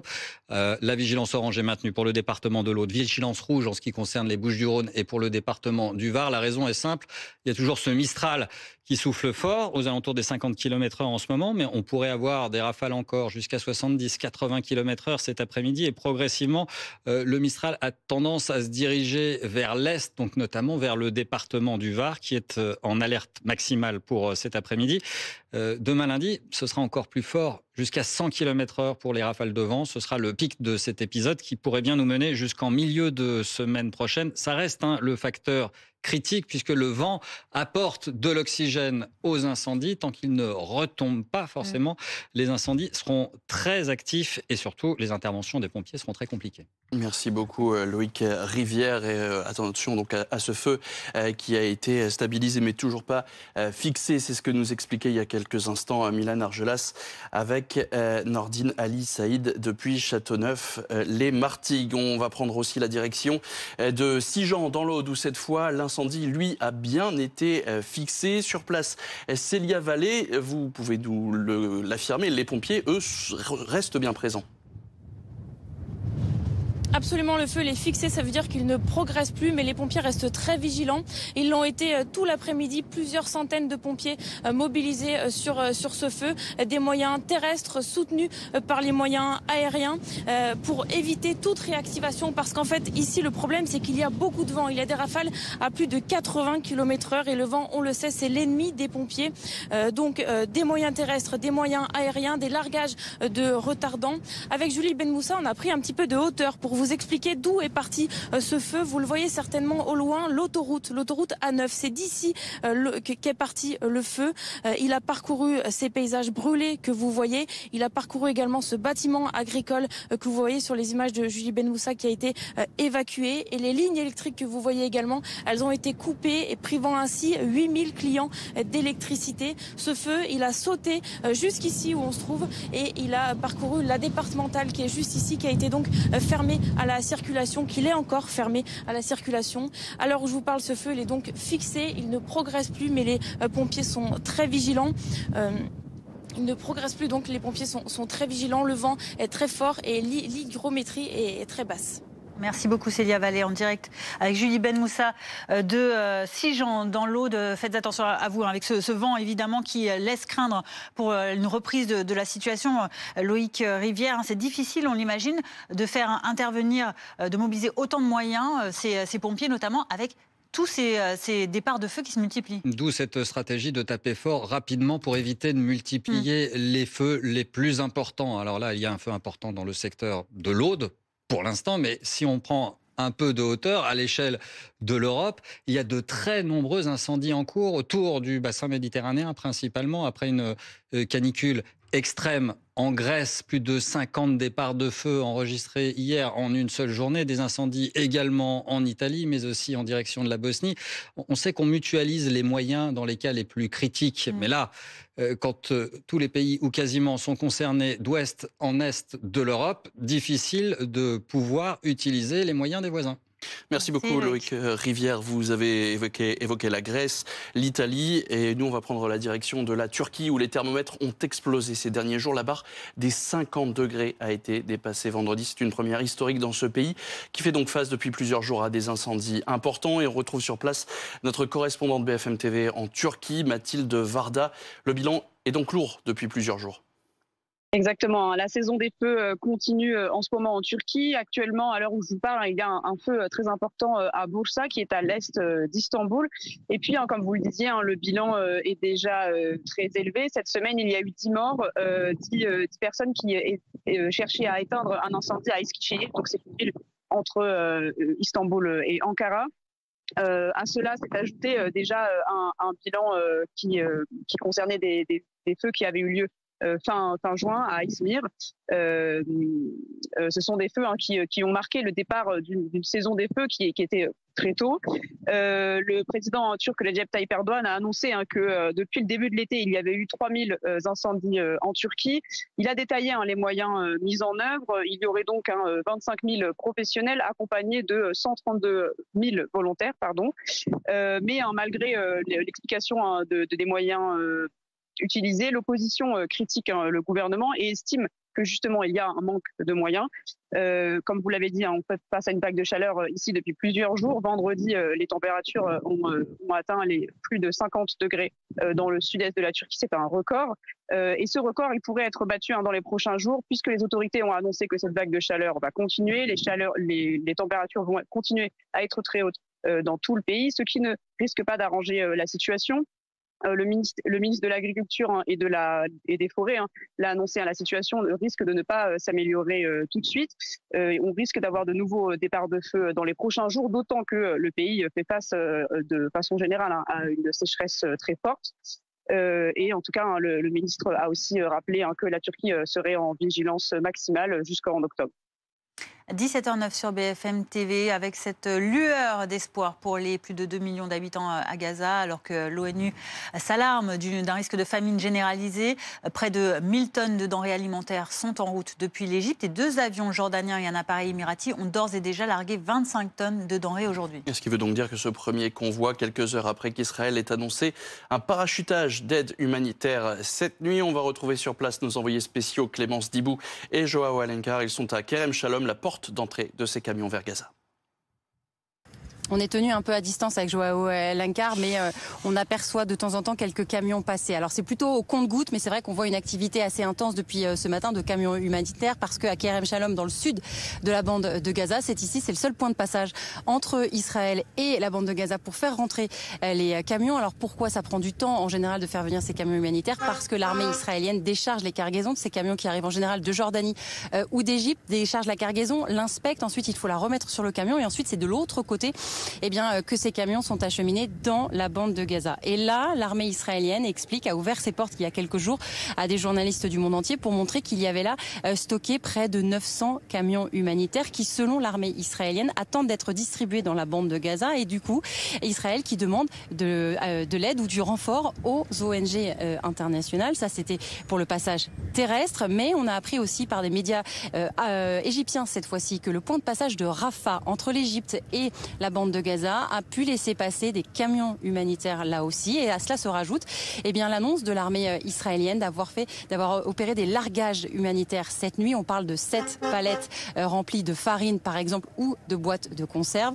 Le problème, c'est que ces largages humanitaires, ils avaient déjà été expérimentés l'an dernier, notamment par la France. Ils ont plusieurs possibilités, mais le problème, c'est que ce qui est largué en général, c'est une quantité infime. Là, par exemple, aujourd'hui, on parle de 7 lots. Et puis, souvent, quand ça arrive au sol, il y a des risques d'accidents et d'attroupement. En tout cas, ce que l'on semble comprendre, c'est qu'Israël a entendu les critiques de la communauté internationale et des risques de famine qui sont reportés depuis la bande de Gaza par les ONG, en essayant de desserrer l'étau de ce passage ici à Kerem Shalom. Bonjour Amande Bazerol, vous êtes responsable des opérations d'urgence pour Médecins sans frontières à Gaza. On le disait, près de 1000 tonnes de denrées alimentaires ont déjà été envoyées, sont en cours d'acheminement. C'est déjà un premier pas. Est-ce que c'est suffisant pour lutter contre le risque de famine souligné notamment par l'ONU ? Non, ça n'est clairement pas suffisant. Aujourd'hui, cette famine, elle est instrumentalisée. Elle est due à la fermeture et au blocus qui a été imposé par les autorités israéliennes.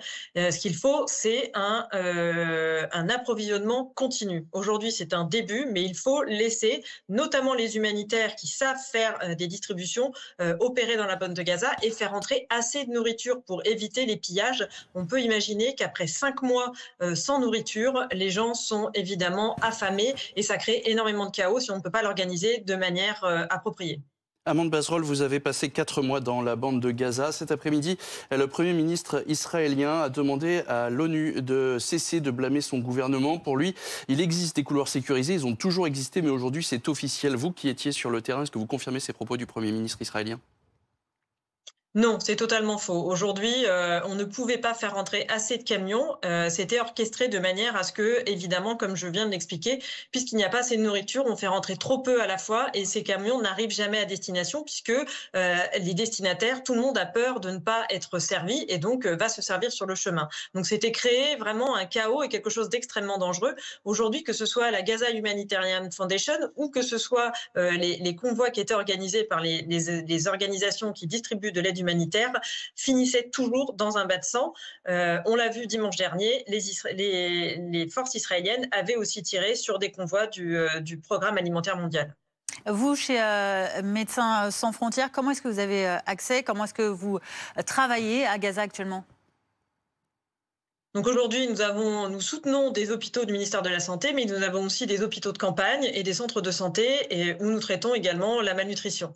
Donc nous avons réussi à négocier avec l'OMS, l'Organisation mondiale de la santé, de pouvoir avoir un approvisionnement séparé de toute distribution alimentaire, parce que sinon c'était un risque de pillage également pour les médicaments. Donc ça rentrait également au compte-gouttes. Là, on espère pouvoir faire rentrer beaucoup plus.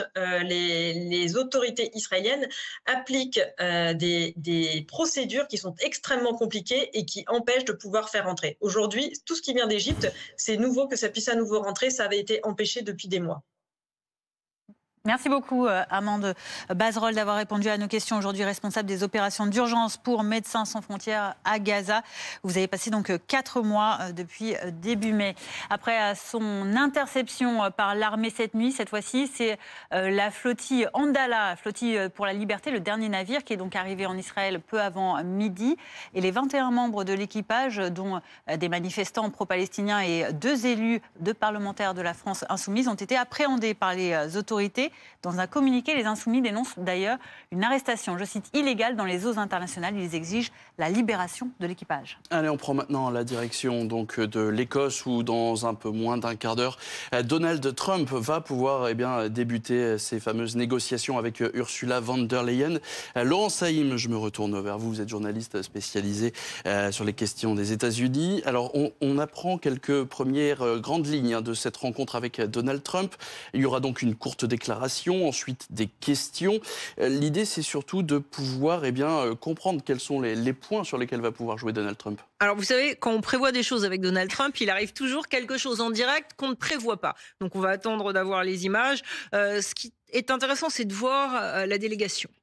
Parce que Donald Trump aime bien s'entourer, comme il le dit, de sa tribu de fidèles. Et il fonctionne comme ça. Et donc, en regardant les noms de la délégation, on voit qu'il y a Caroline Leavitt, qui est sa porte-parole, cette jeune femme blonde qu'on voit au pupitre, qui fait chaque jour un briefing quotidien dans la salle de presse de la Maison-Blanche.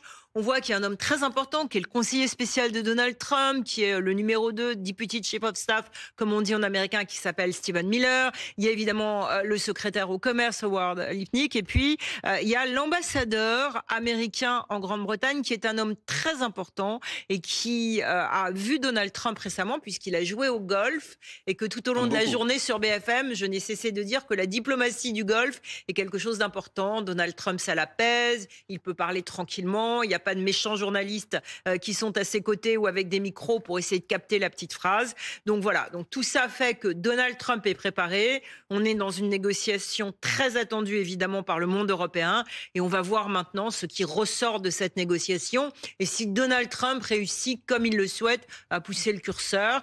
Encore une fois, il faut bien attirer l'attention de manière sérieuse. C'est une relation qui se redéfinit dans quelques instants entre l'Europe et les États-Unis. Merci Laurence. On va poursuivre avec Isabelle Dis-Saint-Jean. Bonjour, vous êtes économiste, professeur à l'université Sorbonne Paris-Nord et membre du laboratoire CEPN, le centre d'économie de l'université Paris-Nord. Merci d'avoir accepté notre invitation. On aimerait revenir sur le contenu de cette négociation qui va démarrer donc d'ici moins d'un quart d'heure maintenant, avec donc Donald Trump qui souhaite taxer les produits importés d'Europe à 30%, l'Europe qui souhaite négocier à des taux plus bas. À quoi peut-on s'attendre au cours de ces négociations ? Alors, l'accord tel que on le comprend acterait des droits de douane à 15%, ce qui correspond à peu près à la situation actuelle, parce que la situation actuelle, c'est des droits de douane de base à 10%, mais avec un certain nombre de secteurs où il y a des droits de douane plus élevés, l'automobile, l'acier, etc.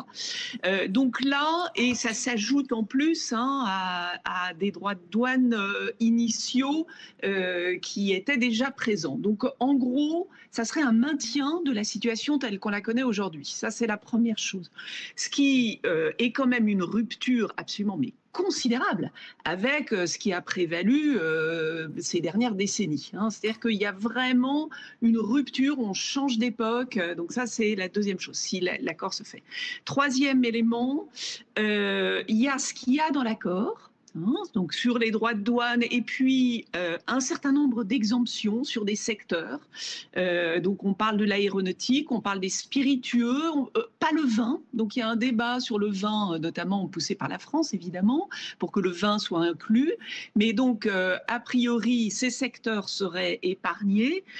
Donc ça serait ce qui est dans les droits de douane. Mais il y a aussi, ce qui est très important, ce qui n'est pas dans l'accord. Et ce que Trump avait quand même, lorsqu'on entendait ses déclarations préalables, l'ambition d'introduire, c'est-à-dire faire céder l'Europe sur un certain nombre de normes, un certain nombre de réglementations, en particulier dans le domaine du numérique ou dans le domaine du sanitaire. Et ça, visiblement, l'Europe tient bon là-dessus. Donc c'est un élément extrêmement important parce qu'il y avait quand même un vrai enjeu en termes de souveraineté pour l'Europe de ne pas se faire imposer un certain nombre de normes. Et là, visiblement, là-dessus, elle a eu le dernier mot. Dans ce qu'on ne sait pas et qui probablement joue dans la négociation, il y a le fait que l'Europe accepterait de ne plus taxer, comme elle avait l'ambition de le faire, les entreprises du numérique. Donc ça, c'est probablement dans les discussions. Et puis, bon, il y a toujours les surprises du chef de Donald Trump, comme le disait... Merci beaucoup Isabelle Dis-Saint-Jean. Justement, sur ces échanges, je me tourne vers vous, Laurence Haïm. On parlait donc, initialement, c'était donc un 30% annoncé par Donald Trump. S'il revenait à 10-15%, comme on vient d'en parler avec Madame Dis-Saint-Jean, est-ce que les Américains verraient ça comme un signe de faiblesse de Donald Trump, ou alors les 10-15%, c'est quand même une victoire pour lui face à la Commission européenne? Alors, c'est pas sur tous les produits. Sur, par exemple, l'aluminium, c'est 50%. Sur les voitures, c'est 25%. Donc, s'il y a une voiture française qui part aux États-Unis, Donald Trump veut des droits à 25%.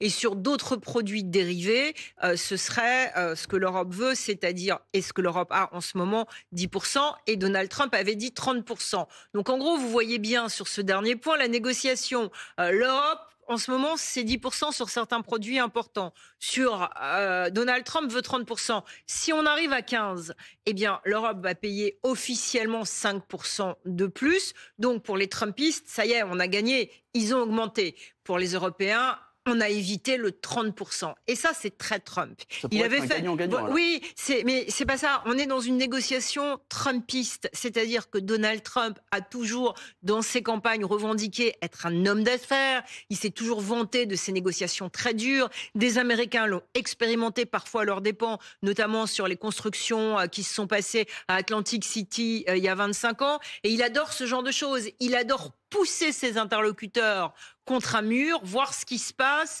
faire de la provocation. Et puis à un moment donné, ça se calme, tout le monde dit bon, d'accord, mais finalement, il a gagné 2, 3, 5%. C'est peut-être ce qui va se passer, on va voir. Ce qui était intéressant, c'est de voir la phrase de départ, et vous l'avez passée tout à l'heure, c'est-à-dire, on va voir, il y a 50% de chances que ça aboutisse ou pas. Ça aussi, c'est une méthode de communication que Donald Trump adore. Merci beaucoup, Laurence. Haïm, merci Isabelle Zi-Saint-Jean également.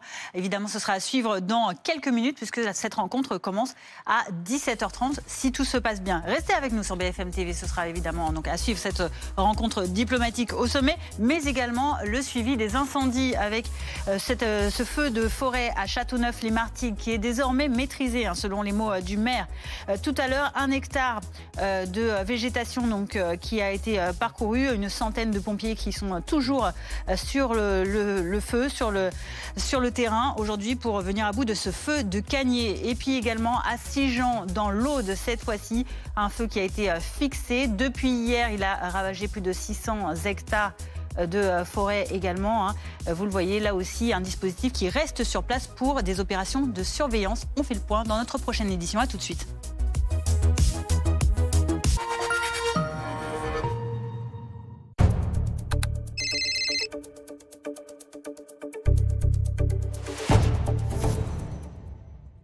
Aujourd'hui, on va parler de toi. Avec le temps, votre toit se fragilise, créant des problèmes d'infiltration et d'isolation. Mais avec hautoiture.com, refaites votre toit en express. Remplacement de l'étanchéité, de lithos et de tuiles. Pour un toit neuf et garanti 10 ans. Inscrivez-vous sur hautoiture.com pour un devis immédiat. Hautoiture.com. Des lignes dynamiques. Eh oui. Je dois encore changer les freins. Je vous en prie. J'ai plus d'une centaine de points de contrôle comme ça. Bon, je vais attendre. Et à la fin, elle sera neuve? Regardez. Ah oui, ok, jusqu'à 30% moins cher que leur valeur neuve. Trouvez la vôtre sur aramisauto.com. Aramis Auto. Avouez, vous estimez la valeur de votre bien à l'instinct? Avec arthurimo.com, vous avez une estimation rapide, fiable et 100% expert. Un agent immobilier et expert immobilier à portée de main qui vous donnera la valeur exacte de votre bien. Vous aussi, faites une estimation de votre bien sur arthurimo.com. Yes! Yes! Voilà l'effet que ça fait d'acheter ses fournitures scolaires sur rentrediscount.com. Rentrediscount.com, numéro 1 français des fournitures scolaires en ligne. Si vous êtes jeune conducteur, résilié, sinistré ou malucé, il est presque impossible de trouver une assurance. Heureusement, depuis plus de 20 ans, AssurePeople.com est là et sera toujours là pour vous. Rendez-vous sur AssurePeople.com pour assurer tout de suite votre voiture. Les amis, devant moi, tous les produits d'un colis comme j'aime, soit 28 jours de programme, des lasagnes, du couscous, des moelleux au chocolat, le tout livré directement chez vous. Et en plus, en ce moment, vous avez une réduction de 100 € sur votre premier colis. Et avec Comme J'aime, vous le savez, on perd du poids. Les clients perdent en moyenne 6 kilos dès le premier mois. Regardez Mélissa, moins 11 kilos, Sandrine, moins 21 kilos. Alors, pour profiter de moins 100 € sur votre premier colis, composez le 0800 37 37 37 ou commej'aime.fr, c'est important.fr. Messieurs, dames, bonjour. Tout le monde à terre, on lève les mains en l'air. Donnez-moi vos téléphones et pas de blague. Essayez pas sur les héros. C'est quoi ça? C'est mon ticket de caisse Leclerc. Quoi? Tout ça? Pour ce prix? Je peux le voir? Il y en a encore que ça étonne. Leclerc est moins cher qu'Intermarché, Magasin U ou Lidl par exemple. Et chez vous, vérifiez qui est le moins cher sur l'appli Mon Leclerc. Leclerc.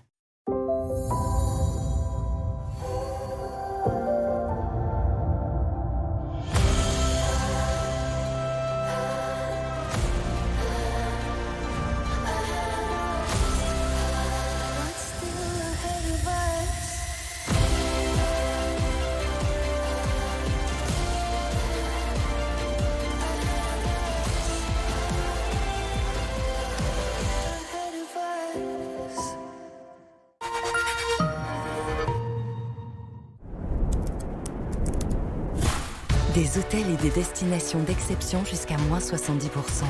Voyage privé, l'évasion commence ici. Tous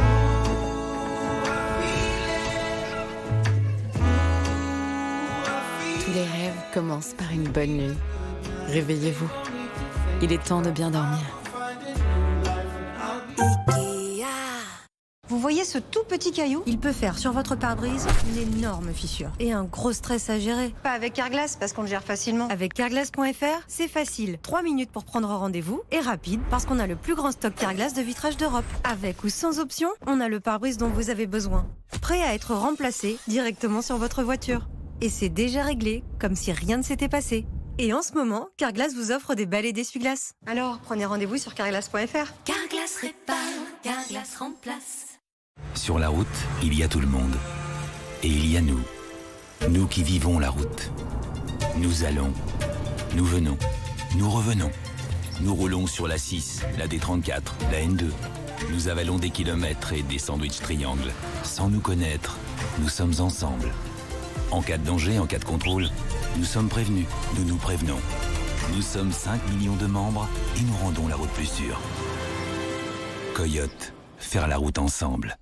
Avouez, vous estimez la valeur de votre bien à l'instinct? Avec ArthurImmo.com, vous avez une estimation rapide, fiable et 100% expert. Un agent immobilier et expert immobilier à portée de main qui vous donnera la valeur exacte de votre bien. Vous aussi, faites une estimation de votre bien sur ArthurImmo.com. Poussez la clim à fond. Exploitez le sous-sol au maximum. Profitez toujours plus des ressources. Nous sommes 100% pour. Mais quand c'est la nature qui le fait elle-même. Parce que c'est elle qui nous permet de vivre. Ensemble, protégeons et restaurons la biodiversité.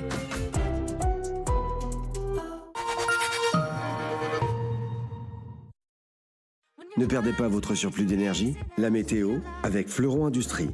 Installateur de batteries de stockage pour centrales photovoltaïques. Regardez votre météo en toute tranquillité avec PayPal. Paiement en 4 fois sans frais sur vos sites préférés. Profitez de la météo avec Plouf, le maillot qui fait flotter pour reprendre le sport, booster vos performances ou profiter d'eau en toute sécurité.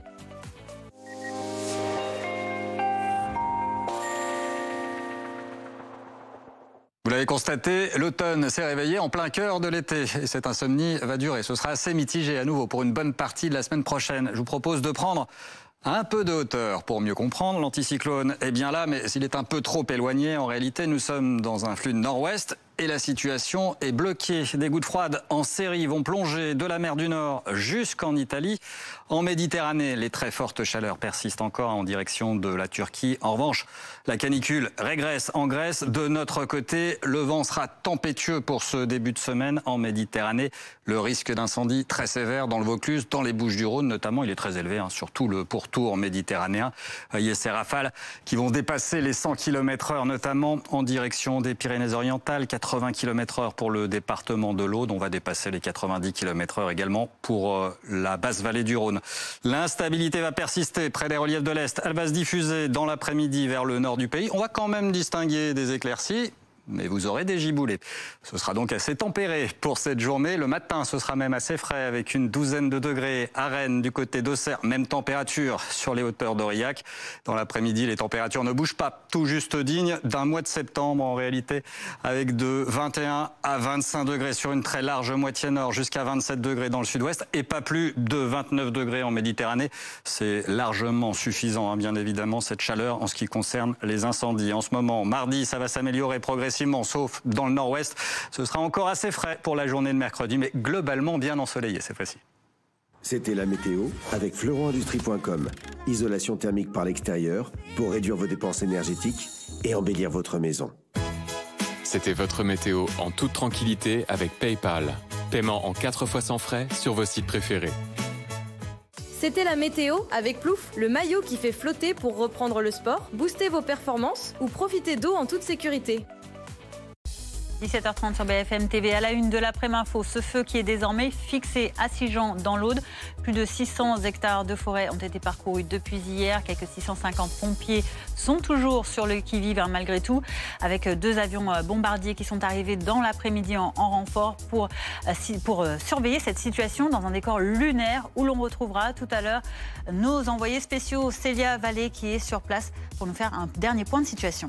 Et puis il y a eu un autre incendie cet après-midi dans les Bouches-du-Rhône. 1 hectare parcouru par des flammes à Châteauneuf-les-Martigues, mais un feu maîtrisé selon les mots du maire de la commune. Une centaine de pompiers restent engagés, appuyés par des hélicoptères. Et on retrouvera cette fois Milan Argelas sur place dans nos prochaines éditions. Au Moyen-Orient, Israël répond à l'appel de la communauté internationale. Une pause tactique des combats a commencé dans la bande de Gaza, ainsi que la reprise des largages d'aide humanitaire, notamment celle de 2 avions jordaniens et 1 émirati qui ont parachuté 25 tonnes de vivres ce dimanche. Le point de situation sur place dans un instant. Et puis c'est une négociation à plusieurs milliards d'euros en Écosse qui va débuter, qui devrait débuter dans quelques instants. Donald Trump et Ursula von der Leyen vont échanger autour de la volonté du président américain de taxer en moyenne à 30% les produits importés d'Europe, pourcentage que veut faire baisser la présidente de la Commission européenne. Avant les discussions, Donald Trump estimait à 50% les chances de réussite des négociations. Réponse dans quelques instants. Mais tout d'abord, on retourne donc sur le front du côté de Sigean dans l'Aude avec cet incendie qui est donc désormais fixé depuis 15h cet après-midi. Il ne progresse donc plus, Célia Vallée. Vous nous le confirmez, malgré la présence toujours bien réelle et visible autour de vous des pompiers. Oui, absolument. Le feu fixé, il ne progresse plus, mais il reste très vigilant, ces pompiers dans l'Aude, parce que ici, le vent souffle. Il souffle à plus de 80 km/h et on sait que le vent, c'est l'ennemi des pompiers pendant ces incendies parce qu'il provoque des réactivations. Et ces réactivations, elles ont occupé les pompiers tout l'après-midi aujourd'hui dans l'Aude, avec notamment des centaines de pompiers mobilisés, des moyens aériens et des moyens terrestres également, 2 hélicoptères bombardiers d'eau et 2 avions Air Tractor pour des largages de retardants. On a vu tout à l'heure ces paysages brûlés, ces paysages parcourus par les flammes. À proximité de l'origine du feu, il y avait des lignes électriques qui ont été coupées et qui ont privé plus de 8000 clients d'électricité.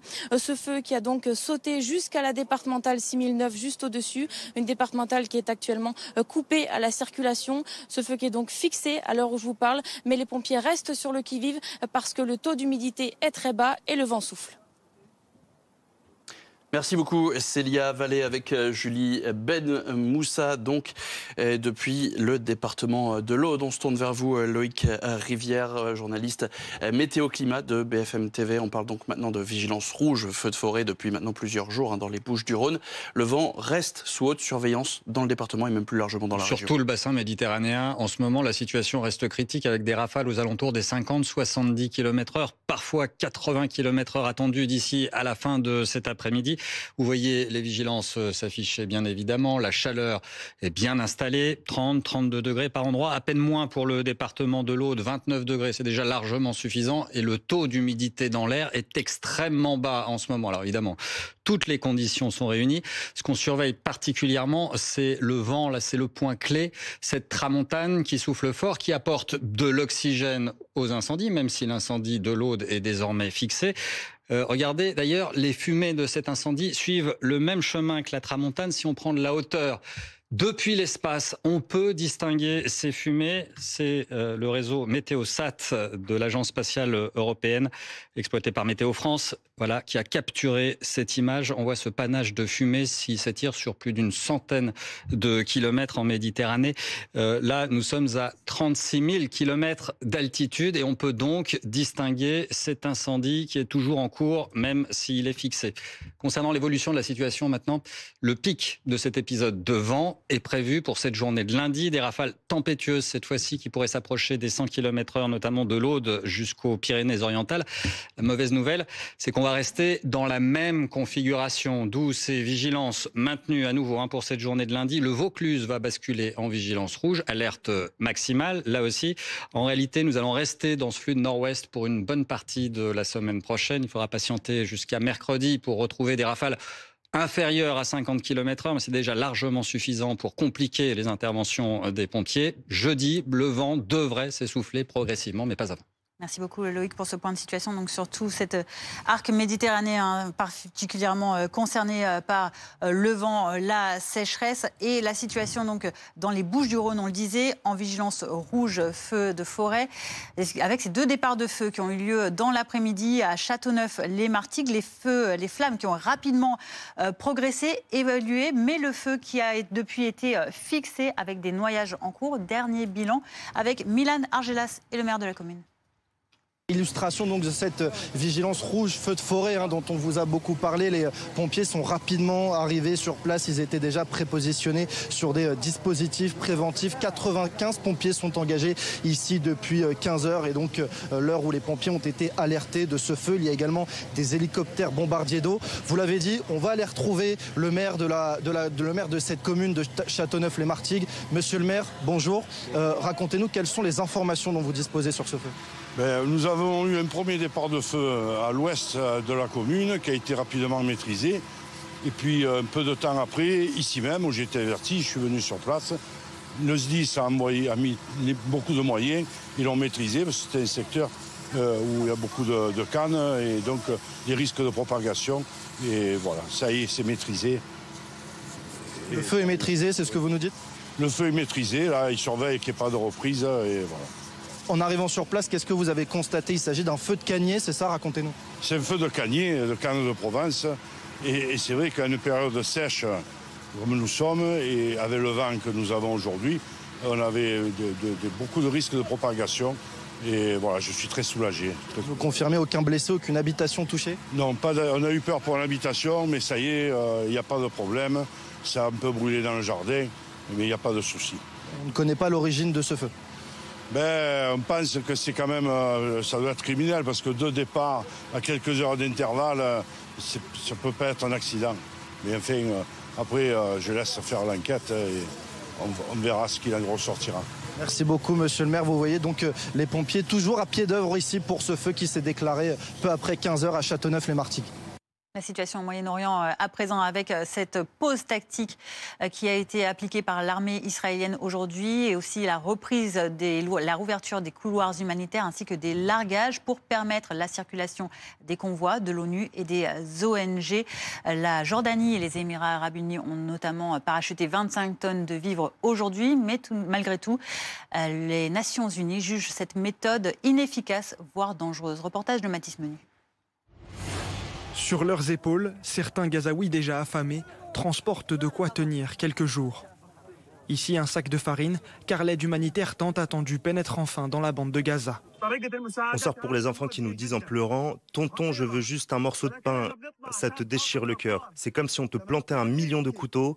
Pour ramener un sac de farine, on risque 1000 fois la mort, mais on le fait pour eux. Un peu plus tôt, depuis l'Égypte, ces camions ont traversé le terminal frontalier au sud de l'enclave, près de Rafah. Mais avant d'entrer, ils ont été inspectés au point de passage de Kerem Shalom par l'armée israélienne qui a décrété aujourd'hui des pauses tactiques quotidiennes. Dans le détail, Tsahal annonce que ces opérations militaires cesseront dans certaines zones de 7h à 17h heure locale pour permettre l'ouverture de couloirs humanitaires. Cette nuit, l'armée israélienne a d'ores et déjà procédé à des largages de denrées alimentaires. Les largages aériens comprendront 7 palettes d'aide contenant de la farine, du sucre et des conserves qui seront fournies par des organisations internationales. Malgré le risque de famine généralisée et la situation plus que critique dans l'enclave, ces largages inquiètent certains habitants. Quand l'aide tombe du ciel, ça blesse des gens, ça fait des dégâts, parfois même des massacres dans la rue. Tous ces gens, c'est des vies perdues chaque jour. Si on balance 1, 2, 10 caisses, ça suffit pas. Des centaines de personnes attendent et au final, à peine 1 ou 2% en profitent. Sur les réseaux sociaux, le chef des opérations humanitaires de l'ONU a salué l'ouverture de couloirs humanitaires vers Gaza. La Jordanie et le Royaume-Uni notamment se préparent à des livraisons d'aide humanitaire. Et on prend maintenant la direction de l'Écosse où on attend les débuts des négociations entre Donald Trump et Ursula von der Leyen. Une rencontre prévue dans les prochaines minutes avec, vous le voyez, autour du décor du golfe du président américain de Turnberry où il poursuit donc ses 5 jours de visite privée mais aussi diplomatique. Et le pronostic de Donald Trump pour trouver un accord cet après-midi, c'est du 50-50. Écoutez. Avez-vous conclu un accord avec l'Union européenne aujourd'hui ? 50% de chance. 50% de chance.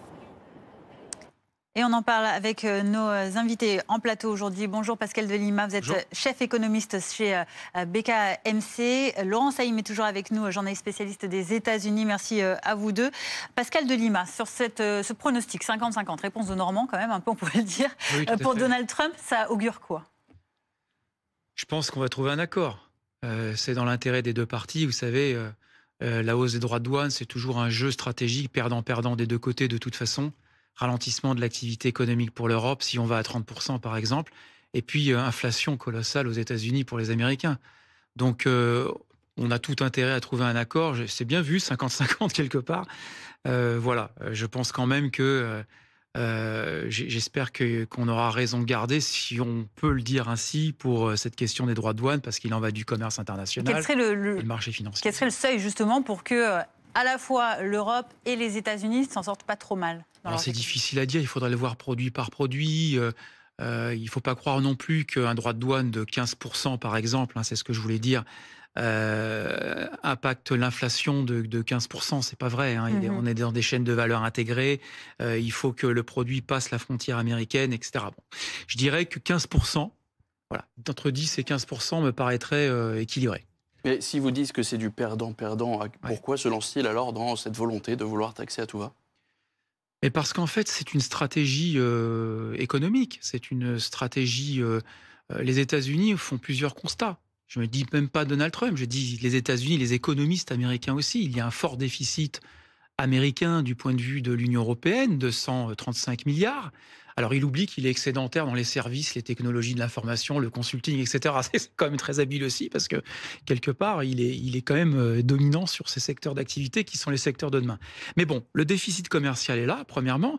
Ensuite, il y a le Made in USA, donc il souhaite protéger des industries traditionnelles avec cette vision traditionnelle de l'automobile américaine, de Détroit, etc. Et puis, le dernier point, c'est qu'il veut aussi avoir un poids géopolitique prépondérant. Et ce poids géopolitique, il pense qu'il passera par l'économique. Et donc, il passera forcément par un rééquilibrage de la balance commerciale et du poids des produits américains dans le monde. Voilà, pour le dire simplement. On va prendre la direction des États-Unis pour vous retrouver Antoine Eulard à Washington. Vous êtes notre correspondant sur place. Avec donc, dans l'attente de cette négociation, déjà, donc cette estimation, 50-50 du côté de Donald Trump pour l'issue de ces négociations. Et puis surtout, son secrétaire américain donc, au commerce, Howard Lutnick, qui lui a précisé qu'il n'y aurait pas d'extension, pas de délai supplémentaire à la deadline du 1er septembre qui a été annoncée. 1er août, pardon. Oui, exactement. Cet ultimatum n'est pas négociable. Voilà ce que dit en gros le ministre du Commerce de Donald Trump. En fait, les Américains tiennent à montrer qu'ils sont en position de force dans ces négociations. Donald Trump lui-même a mis une pression terrible sur l'Union européenne avec cette date butoir en indiquant que s'il n'y a pas d'accord d'ici le 1er août, eh bien, il taxera à hauteur de 30% tous les produits européens, des taxes exorbitantes. Donc, ça fait maintenant plusieurs semaines que les Américains et les Européens négocient en coulisses. Il y a des discussions parfois assez tendues, notamment au sujet des automobiles ou de l'acier. Et lorsque Trump dit qu'il y a une chance sur deux de conclure un deal, c'est une façon de dire que pour le moment, rien n'est fait. Une façon donc de mettre à nouveau un coup de pression avant cette rencontre avec Ursula von der Leyen. Trump a expliqué qu'il reste une vingtaine de points encore à discuter sans donner davantage de précision. D'après ce que l'on sait, d'après les fuites dans la presse, le projet d'accord prévoirait des taxes à 15% sur les produits européens avec quelques exemptions, notamment sur l'aéronautique ou encore les spiritueux, en échange de quoi l'Europe s'engagerait à acheter davantage de gaz américain. Ce qui est certain en tout cas, c'est que c'est Donald Trump, l'imprévisible président américain, qui aura le dernier mot sur ce dossier, d'où l'importance cruciale de cette rencontre aujourd'hui avec Ursula von der Leyen. Trump, on le sait, accorde énormément d'importance aux relations personnelles qu'il peut avoir avec certains dirigeants. Pour le moment, le courant passe bien avec la chef de la Commission européenne. Ils se sont parlé à plusieurs reprises au téléphone. Trump dit qu'il respecte Ursula von der Leyen. On verra si cette bonne entente permettra d'éviter une guerre commerciale totale entre les deux partenaires. Merci beaucoup Antoine Eulard, correspondant à BFM TV. Et depuis Washington, Laurent Saïm, je me tourne vers vous. On a bien compris que Donald Trump allait encore jouer le premier rôle dans ces négociations. Il est dans quel état d'esprit à l'heure actuelle, le président américain? Alors quand Donald Trump fait une négociation, il est toujours extrêmement combatif parce que c'est l'art du deal et c'est comme il l'avait écrit à plusieurs reprises dans différents ouvrages, pour gagner. Il est hors de question qu'il arrive, penaud, la tête rentrée, pour dire voilà, je vais céder. Il est dans une négociation, il se doit de gagner cette négociation. Là où il y a une petite erreur qui est faite, c'est que l'Amérique, par rapport aux promesses de campagne, n'a pas vu les prix au quotidien baisser. C'est quelque chose qui affecte beaucoup la classe moyenne, qui avait voté pour Donald Trump pour que les prix baissent. Donc c'est une négociation importante pour lui. On paye actuellement sur certains produits, les Européens, 10% de tarifs douaniers. Donald Trump affirme qu'il faut 30%. Comme votre invité l'a dit, on va peut-être arriver à 15%, comme le correspondant le rappelle, c'est ce qui circule, c'est ce qui a été fuité dans des opérations de communication qui sont très chères à la Maison-Blanche. On appelle un journaliste, puis on lui donne des chiffres, et puis en même temps, on est proche du chiffre, mais c'est pas tout à fait la réalité. Il va falloir attendre, mais en tout cas, on est dans une négociation que Donald Trump doit gagner par rapport aux gens qui l'ont élu, pour montrer qu'il réussit son deal avec l'Europe. Justement, concernant les Américains, les habitants, qu'est-ce qu'ils pensent des capacités de négociation de Donald Trump et de cette question douanière? Alors, j'ai pas les sondages précis, mais en tout cas, ce qui est assez intéressant dans un sondage qui vient d'être révélé par nos confrères d'Associated Press, c'est que Donald Trump ne baisse pas tellement. En mars dernier, il était à 42% de taux de popularité, et là, il est aux alentours de 38 à 40%. Et donc, il aurait perdu 2%, alors qu'il se passe énormément de choses qu'on ne cesse de commenter depuis mars dernier. Les raids sur l'immigration, les polémiques, l'affaire Epstein, les tarifs douaniers. Il y a beaucoup de choses qui se passent, et il y a toujours une confiance américaine de ceux qui ont voté pour Donald Trump, pour le président américain. Il le sait, mais en même temps, ça baisse. Et un autre fait intéressant, si on prend exactement la position des sondages pour les autres présidents au même moment de leur deuxième mandat, eh bien, Donald Trump est un peu plus bas. Voilà ce qu'on peut dire. En tout cas, toujours 40% d'Américains soutiennent ce que fait Donald Trump. Pascal de Lima, si on parle justement de ces échanges entre l'Union européenne et les États-Unis, ça représente quoi dans le portefeuille de Donald Trump? C'est 25% du PIB. C'est 235 milliards de déficit. C'est le monde de demain qui est à construire aussi, à partir des services, comme je l'ai dit tout à l'heure, où ils sont excédentaires. C'est tout ça, la balance commerciale. Mais lui, il a une vision qui est celle de l'industrie traditionnelle, c'est-à-dire qu'il a presque une vision un petit peu ancienne en économie, vieille un peu, hein, de considérer que la sidérurgie, l'automobile, voilà, sont des industries qui sont essentielles pour l'économie. Aujourd'hui, on est plus tourné vers le serviciel et l'économie de demain. Donc, il est dans cette vision-là, ça représente tout ça pour lui, c'est une conception de l'Amérique. Il est absolument convaincu que les classes moyennes ont payé un lourd tribut des technologies, de l'externalisation des services et des chaînes de valeur mondiales. Mais évidemment, en face, vous avez un lobby très puissant qui sont les grandes entreprises américaines elles-mêmes, qui sont mondialisées, qui ont dû lui passer un petit coup de fil. Je dis ça, je m'amuse un peu, hein, dire attention quand même. Enfin bon. Et puis va pas trop loin non plus. Enfin, on est quand même, on dépend beaucoup de l'Europe dans plein d'intrants et dans plein de chaînes de valeur, en particulier même dans l'aéronautique et l'industrie automobile, pour lequel les États-Unis fournissent des pièces détachées importantes. Donc voilà, il est dans une ambiguïté, d'une volonté de faire renaître une Amérique un peu traditionnelle. Et puis d'un autre côté, l'OMC, d'un autre côté, les lobbies internationaux, les marchés financiers, qui lui disent un petit peu de se calmer. Donc il y a le populaire d'un côté, les classes moyennes. Aussi, il ne faut pas dire, certaines entreprises, en particulier moyennes, petites, qui veulent retrouver une Amérique d'autrefois. Et puis la mondialisation de l'autre côté. Donc, il est entre ces deux extrêmes. Donc, il y a peut-être une solution, je ne sais pas, dans les circuits courts américains. Mais... Non, Pascal de Lima a raison parce que c'est très symbolique. C'est-à-dire que Donald Trump n'a cessé de faire campagne pendant des mois dans les petites villes américaines en parlant des tarifs douaniers et en disant « Made in America ». Tout sera fabriqué de nouveau aux États-Unis. Donc il a vendu une Amérique très isolationniste, une Amérique qui se coupe complètement du monde à tout niveau pour produire des choses aux États-Unis. Mais en même temps, comme Pascal le disait, il est pris dans la globalisation et il se rend bien compte que dans le monde actuel, c'est pas tout à fait possible de tout fabriquer simplement aux États-Unis. Et puis il veut quand même maintenir des liens avec le reste du monde, mais il veut montrer que l'Amérique Trump, ce n'est pas l'Amérique démocrate et que c'est complètement différent. Et on va voir donc justement dans cette négociation jusqu'où Donald Trump va, parce que factuellement, il a dit 30%. Ensuite, nous, on dit tous, finalement, ça peut peut-être être 15%. Mais au départ, le chiffre qu'il faut bien retenir, c'est 30% que Donald Trump souhaite sur les tarifs douaniers. Ça, c'est pour l'Union européenne, mais Pascal de Lima, il y a eu aussi des échanges avec des négociations, notamment avec la Chine, avec d'autres pays, où on a retrouvé un peu ces méthodes de négociation de Donald Trump. Oui, alors la Chine est plutôt épargnée, pour l'instant. C'est amusant d'ailleurs, parce que les Européens ont souvent mis des droits de douane pour les mêmes produits à la Chine plus faibles que ce qu'elle imposée aux États-Unis. Et là, c'est les États-Unis qui également font quelques faveurs, entre guillemets, pour l'instant, en tout cas à la Chine. Évidemment, ce sont deux grandes puissances. Autant l'Europe, il peut peut-être tenter un petit coup de poker, autant la Chine, c'est plus compliqué avec la puissance économique qu'elle a, les deux principales puissances mondiales. Et je pense qu'elles avancent d'ailleurs ensemble dans le monde de demain, en parallèle, alors que nous, on cherche encore notre position par rapport à ceux de géants. Donc oui, Chine, quelques faveurs, je dirais. C'est l'Europe aujourd'hui qui doit être forte. Très brièvement, avant de se quitter, parce qu'il nous reste peu de temps, c'est quoi le plan B pour l'UE s'il ne sort pas gagnant de cette négociation ? Est-ce qu'il y a un plan B déjà ? On sera en breaking news.